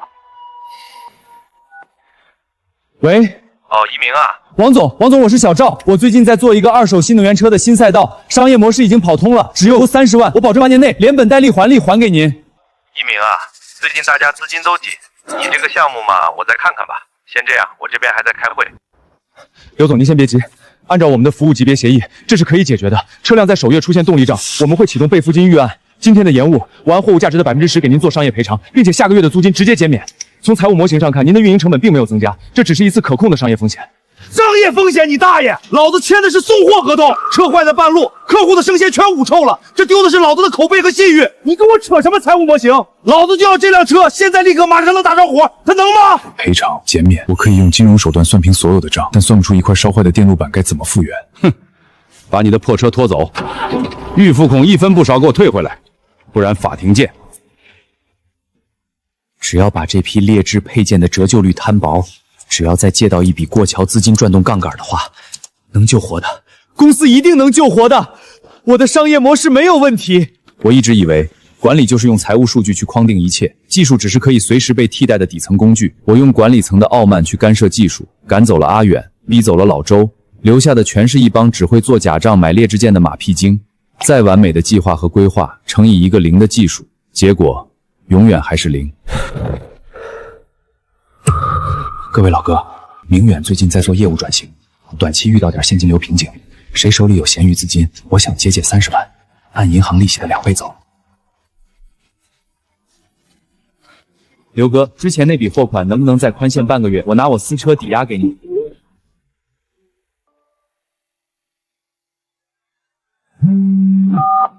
喂，赵总，听说你到处借不到钱，我这里有一笔快钱，不要，只要你敢签字，50万半小时到账。不过这规矩嘛，9出13归。借！赵总，规矩懂吧？借50万，到手45万，每个月利息5万。你的身份证原件、老家的房产复印件，我可都扣下了。不用废话，我只用1个月。老板，别跟我来虚的，这批车是从水灾区拉过来的吧？哟，赵总眼光毒啊！这10辆冷藏车我要了，但我只出市场价1/3。你今天清仓回流资金，我今天拿车走人。行，算你狠，成交。只要我用极低的价格拿下这批车，再利用我擅长的包装手法，转手租出去，租给那些贪便宜的下沉市场物流商，这50万的缺口1星期就能补上，我还有翻盘的机会。王总，这批冷藏车是我们明远被抵押的资产，我现在只求变现，首月租金全免，后续每个月租金比市场低40%，而且您可以把这部费用做进您的税务抵扣里。好，赵总是个爽快人，这10辆车我全包了，今晚就上路，给我运一批海鲜去邻省。成了，我赵一鸣还是那个天才，只要金融手段玩得串，什么狗屁技术根本不重要。阿远，你看见没？离了你，我照样能活。赵一鸣，敢坑老子！王总，怎么了？怎么了？10辆车刚上高速，6辆车的电控系统集体短路，直接啪！最要命的是冷藏箱的制冷压缩机全烧了。不可能，我检查过外观，那车能开的。你检查个屁！你个根本不懂技术的。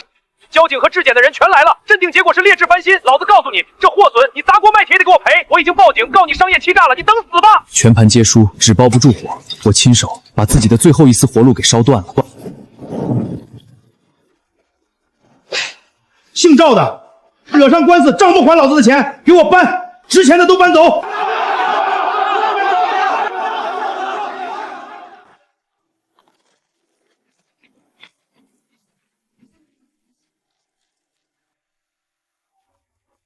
赵一鸣是吧？同城快递出来签收一下。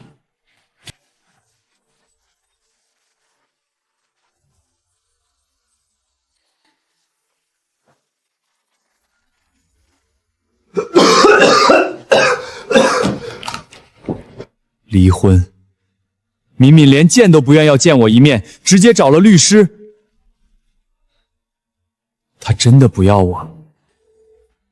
喂，敏敏，文件我收到了，别这样行吗？能不能再给我一次机会？我现在虽然什么都没了，但我还能从头再来。我会去找工作，我去干销售，我去跑外卖，我一定能让你过上好日子。一鸣，我不是因为你没钱了才走的，我是因为到现在为止，你都没有觉得你做错了什么。我错了，我知道我投资失败了，你还是没明白。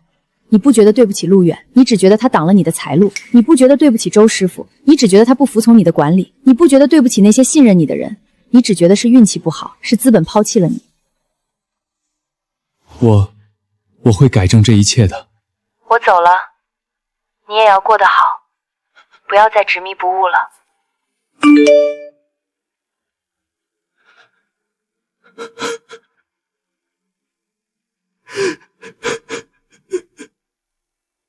一鸣，你还记得当初你拉着陆远创业的时候吗？那时候你天天熬夜做企划，你跟我说你要做一家有温度的企业，要让所有跟着你的兄弟都买得起房。我记得，我都记得。你以前真的不是这样的人，我不知道是你变了，还是我以前根本就没看清楚，资本和欲望把你的心彻底蒙住了。明明，对不起。但是不管怎样，我不想再陪你演下去了。这场名叫赵总的戏，我已经杀青了。协议你签了吧？婚前那套房子我不要，你拿去卖钱，公司剩下的那些烂摊子和债务好好还清，其他的我也不争，就这样吧。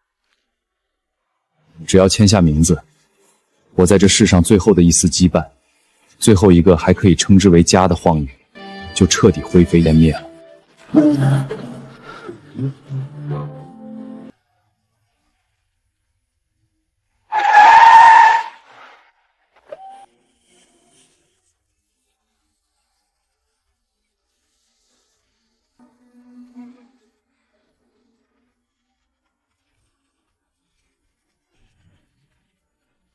他们都在，我曾经拥有的最好的兄弟、最好的班底、最好的未来，现在都在马路对面。真的，是我错了，陆远，对不起。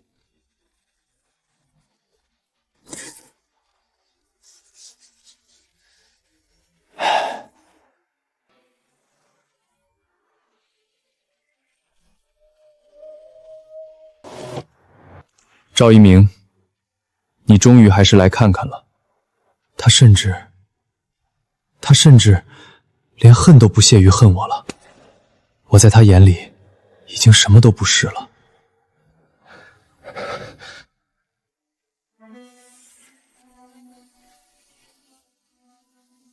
走过去说什么呢？求他可怜我，求他给我一口饭吃。赵一鸣，你到底还要不要最后一点脸？也许这也是失败的原因之一吧。赵一鸣，陆工，顺东车队的第2批清卡到了，有个电控包的故障码读不出来，你快来看看。来了，让周师傅先把万要表接上，测一下绝缘指力。离开了啊，他走了。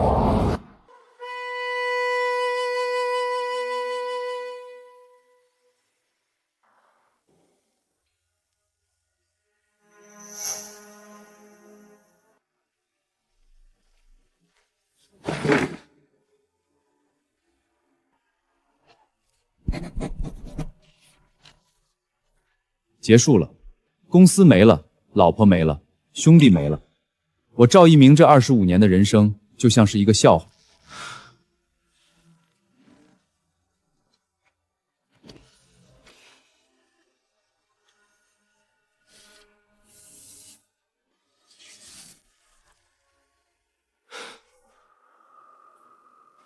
依这套底盘和电控的微保方案，我彻底跑通了。只要咱俩兄弟齐心，绝对能把本市的物流维保行业全部吃下。好兄弟，等公司做大了，股份咱俩一人一半。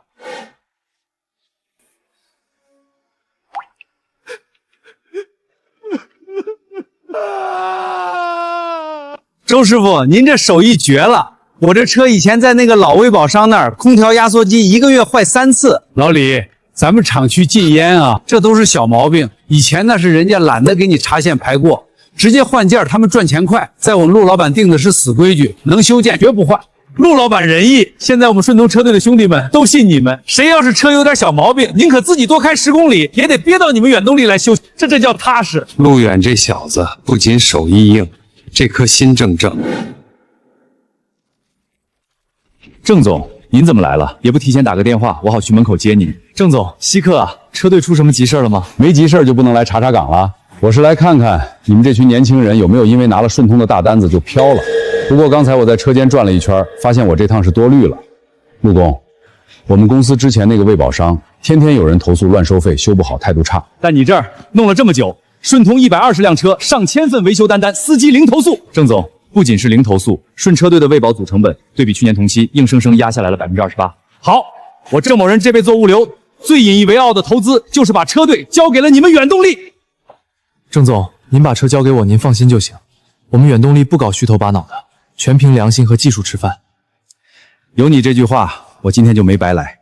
既然你让我放心，那我就再给你加点担子。我给你介绍2个新客户，一个是我的老战友开的成沛物流车队，30多辆新能源轻卡；另一个是我上游的一家海鲜供应商的冷链车队，20多辆重型冷藏车。这2家之前都被黑心修理厂坑苦了，我2笔单子加起来体量可不小。对你们现在再吞50辆车，你这小小的远东动力忙得过来吗？郑总，您就算再送100辆过来，我也忙得过来。远东动力的战车彻底挂上了最高档位，全速狂飙。各位老伙计，今天陆工的新店开张，我方某人把话撂在这儿，谁要是以后把车送到这儿出了问题，我方某人替他赔。哈哈哈哈，您这担保可抢了我词儿了，我顺通的120辆车就是最好的活招牌。兄弟们，看见没？远东动力城南分店今天正式开业，以后南边的兄弟车坏了直接开过来，不用再绕半个城去总部了。陆老板发话了，开业3天，所有人工费全免，只收配件成本价。吉时已到，远东动力城南分店正式开业，剪彩，放炮！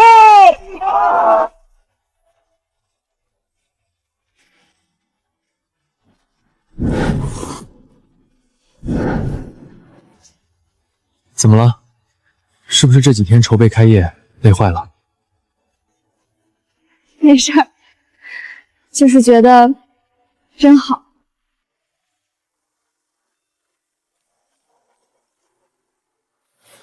天凉了，怎么一个人坐在这吹风？厂里的账盘完了？账早就盘清了，只是看大家今天都高兴，不想回去那么早，就坐这儿透透气。陆远，你还记得你第一次来我们修理铺那天吗？怎么可能忘？记得清清楚楚。你蹲在面包车旁边，急得快哭了，但就是咬着牙不肯找路人帮忙。你知道我那天在想什么吗？想什么？我当时看着你熟练的动作，看着你一眼就能看出电车底盘的毛病，我在想，这个人技术这么厉害，看起来明明什么都会，可是他为什么会落魄到要来我们这种连电车都不敢碰的破地方？因为那个时候的我像条丧家之犬，除了那个破棚子，我没别的地方可去了。不，就算你当时什么都没有，你在我眼里也从来不是丧家之犬。你看，现在不一样了，你有了这么大的公司，有了几百个信任你的兄弟，整个城市的物流圈，谁不知道远东动力陆老板的名字？现在你想去哪儿就去哪儿，再也没有人能把你赶走。是不一样了，但有一点永远都没变。什么？不管我是当初那个交不起房租的修车工，还是现在的陆老板，你都是第一个在我最难的时候什么都没问，什么都没说，就默默给我端上一碗热面的人。那一碗面的温度，不仅救活了我的胃，更救活了我那颗被背叛伤透了的心。赵一鸣让我看到了人性的恶，而你让我重新相信了人性的光。知念，我之前跟你说，等忙完这阵子，等分店开业，有话跟你说。我记得。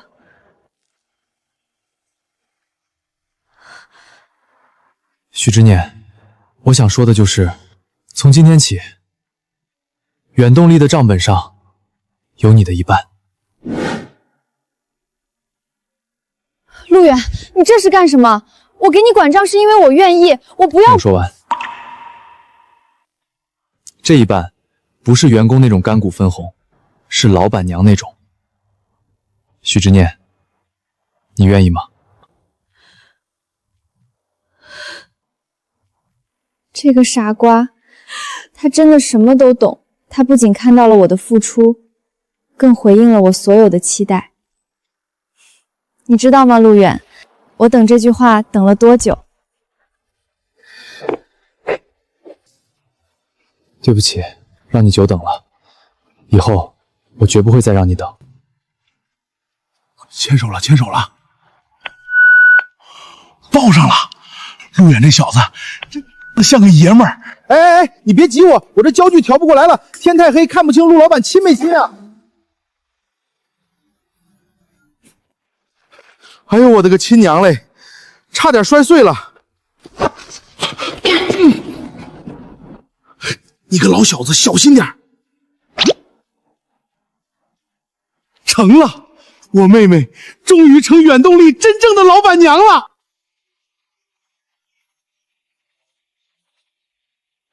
赵一鸣，你怎么排的车？去东圈的那辆轻卡为什么绕路了？油钱你给报销啊！主管，东圈高间全封闭施工，如果走辅路会堵2个小时。绕行外环虽然多出10公里，但能保证生鲜按时送达，避免违约金。就你懂得多，让你排车你就老实排，哪那么多废话？把这几单录进系统里，今天录不完别下班。老赵，主管这明显是找茬，你脾气也太好了，这都能忍。干活拿钱没什么不能忍的，比起眼睁睁看着自己的心血倒塌，比起弄丢了这辈子最重要的人，这点委屈算得了什么呢？主管，主管，这车在半路彻底趴豁了，仪表盘全亮红灯，怎么踩电门都不走。大哥，你这车电池包报废了，单体电芯故障导致高压护锁断开，这得换整个电池。我刚问了配件商，最便宜的副厂货也得12000。12000，我一个月工资才6000，这车是公司包给我的，这维持费算谁的？哎，你看什么看？你一个干调度的懂修车吗？别乱动啊，弄坏了你赔得起吗？电池没坏，你懂个屁！故障码写的清清楚楚，单体电压过低，3号模块的电芯电压是2.8 V 左右，这是典型都在残变差过大，触发了332F 的保护机制，切断了高压输出。把电池包拆下来，单独给3号模组补电，做一个静态被动均衡。均衡做完，热差恢复到20毫伏以内，故障灯自然就消了。找个懂行的修理厂借个均衡仪，最多花200块工时费，不用换。老赵，你怎么知道这些的？阿远，你当年毫无保留交给我的东西，我全当成了垃圾，直到我失去了一切，他们却成了我脑子里唯一剩下的干干净净的东西。接下来，让我们以最热烈的掌声，有请本次论坛的特邀嘉宾，欢迎远动力创始人兼首席技术官陆远先生上台为大家分享。各位行业前辈，大家下午好。今天我不讲虚无缥缈的资本故事，我只谈谈我们在维保一线的真实感触。过去的1年里，新能源物流车维保行业存在一个巨大的误区，那就是把维修等同于换件。电控板烧了一个电容换总成，电池包出现热差换总成，这不仅是对客户资金的巨大浪费，更是技术倒退的表现。远东动力之所以能走到今天，靠的只有一条铁律：能修不换。我们深入到电控逻辑底层，把故障精确到每一个组件、每一根件数。我们帮物流企业降低的全生命周期成本不是从天而降的，是1万把扳手、10万次弯腰表抠出来的。一鸣，当年你说我不懂格局，但今天我站在这里用事实证明，真正的格局不是站在云端讲故事，而是脚踏实地，用手艺去守护每一个信任你的人。这远动动力太猛了，1年时间横扫城南城北，陆老板这格局，这手艺，活该人家发财。我们不仅要修好一辆车，更要修好这个行业的信任。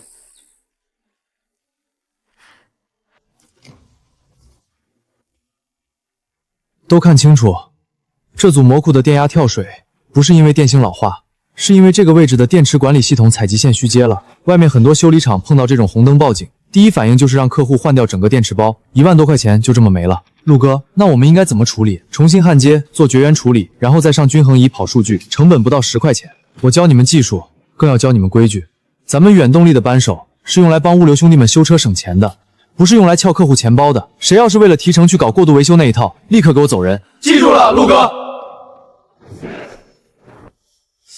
陆哥，这排线太细了，我怕一抖给焊穿了。学校里教的都是换大件，没教过这么精细的活啊！别怕，手腕放松，靠手肘发力，找准焊点，一触即收。成了！陆哥，你这技术也太神了！你跟我们年纪也差不多大，你这手艺到底是从哪里学的呀？连原厂的工程师都没你摸得透。我啊，一半是学校和书本上学的，一半是自己在破车库里瞎能琢磨出来的。还有一半，不对啊，陆哥，一半加一半，这都满了，哪还有一半？剩下那一半是吃亏吃出来的。这群毛孩子哪知道陆老板嘴里这个吃亏分量有多重？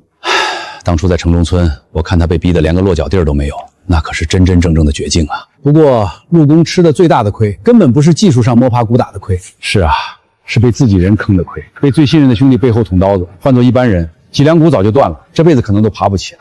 但你看陆工，他那样的人，无论如何都还能再爬起来。赵一鸣，你他妈怎么排的路线？西环路今天限高，你不知道吗？老子不仅被扣了3分，还罚了200块钱，这钱必须算你的。早会的时候，我在白板上写了西环路限高的通知，是你自己没看。你少废话！你们做调度的就是给老子们服务的，我不管，这钱你必须掏，不然我找主管扣你绩效。拿去吧。哼，争什么呢？对错在这个地方毫无意义。我现在的命就只值这每个月的5000块钱底薪。我的人生陷入了一种死字的，甚至连痛苦都变得淡化的平淡之中。哎呦我的妈！今天这趟车跑得我心惊胆跳的，底盘的电机一直异响，我还以为又要大修了。那你怎么搞的？公司那个修理工又说得加钱，我才不找他，我直接把车开城中村边缘那家新开的修理厂去了，就是那个最近在司机群里传疯了的远动地利。哦，是不是那个姓陆的老板开的？对对对，就是那个陆工，人家那技术绝了。来个修理工拿着个小仪器听了2下，说是什么轴承里的柱球碎了一个，10分钟给我换了个新轴承，才收了80块钱，简直绝了。现在我们车队的车全在那边修。我听说了，人家不仅技术好，人还厚道。是啊，这年头像陆工这样不坑穷人，全凭手艺和良心吃饭的老板，活该人家发大财。陆远越是被行业推崇，就越证明我当初的决定有多么愚蠢，多么可笑。陆远用他曾经最鄙视的手艺人的底线，走到了他一辈子都达不到的高度。哎，赵哥，我听主管说你以前也是干物流这行的高管，后来破产了才来这儿干调度的。既然你以前在圈子里混得那么开，你认识那个陆工不？认识吗？当然，那是我最好的兄弟，是我亲手把那1万块钱的红包砸在他脸上，把他从公司赶出去的。不认识。我吃饱了。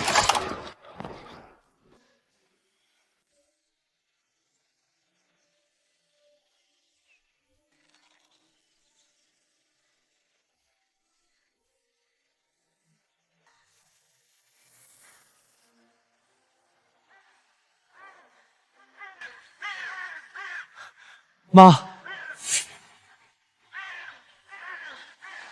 远啊！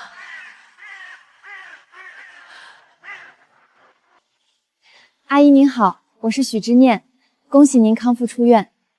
好孩子，远啊！妈还以为你这辈子除了跟扳手和电器打交道，就打算打光棍了。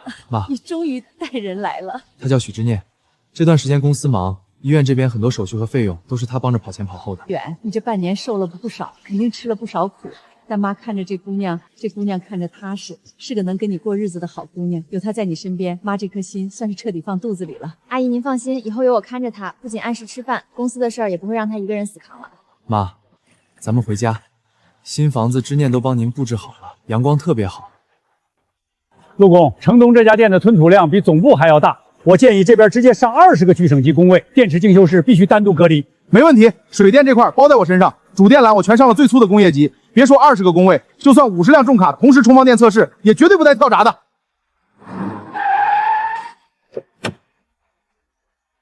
陆老板，张总让我过来通报一声，方总又介绍了2家省外的冷链车队，下午直接来总部签约。陆远，系统的3期升级已经完成了，现在的配件周转率又提高了10%，只要城东这家店一开业，我们就可以准备筹划全省的连锁加盟标准了。好，周师傅抓技术，勇哥盯硬件，陈哥管调度，张磊控权钱。兄弟们，这大好河山，咱们一起打！100多号员工，500辆车。陆远，你希望的那些，现在全都变成了现实。之念，城东那边的进度很快，下周就能试营业了。账上的设备尾款我已经批下去了，资金流很健康，不用担心。我是说咱们婚礼的事儿，定好了，场地、请柬、婚纱，连勇哥和张磊他们伴郎的衣服我都让婚庆公司安排明白了。下个月15号。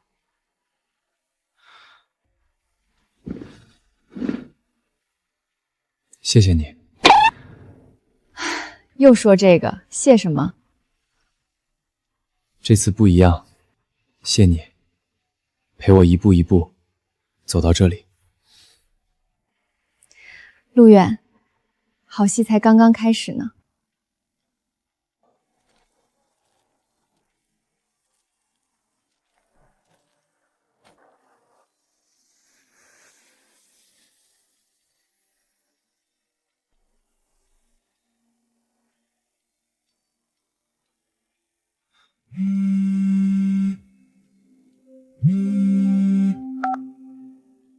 喂，陆远，你在哪儿呢？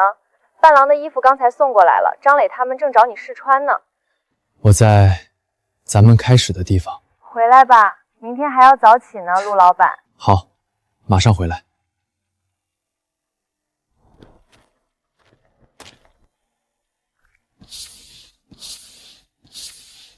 因为否认过去，就是否认我一路走来所受的磨难和成长。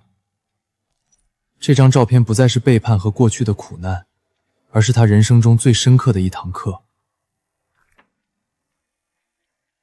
赵一鸣曾经跟我说，这世上最不值钱的就是感情。他说做生意要理性，要把人都当成数字去计算。但后来他用3年的时间证明了一件事，把感情扔掉的人最后什么也守不住，因为那些愿意在绝境中信任你的人，才是你这辈子最重的资产。这个道理他明白的太晚了。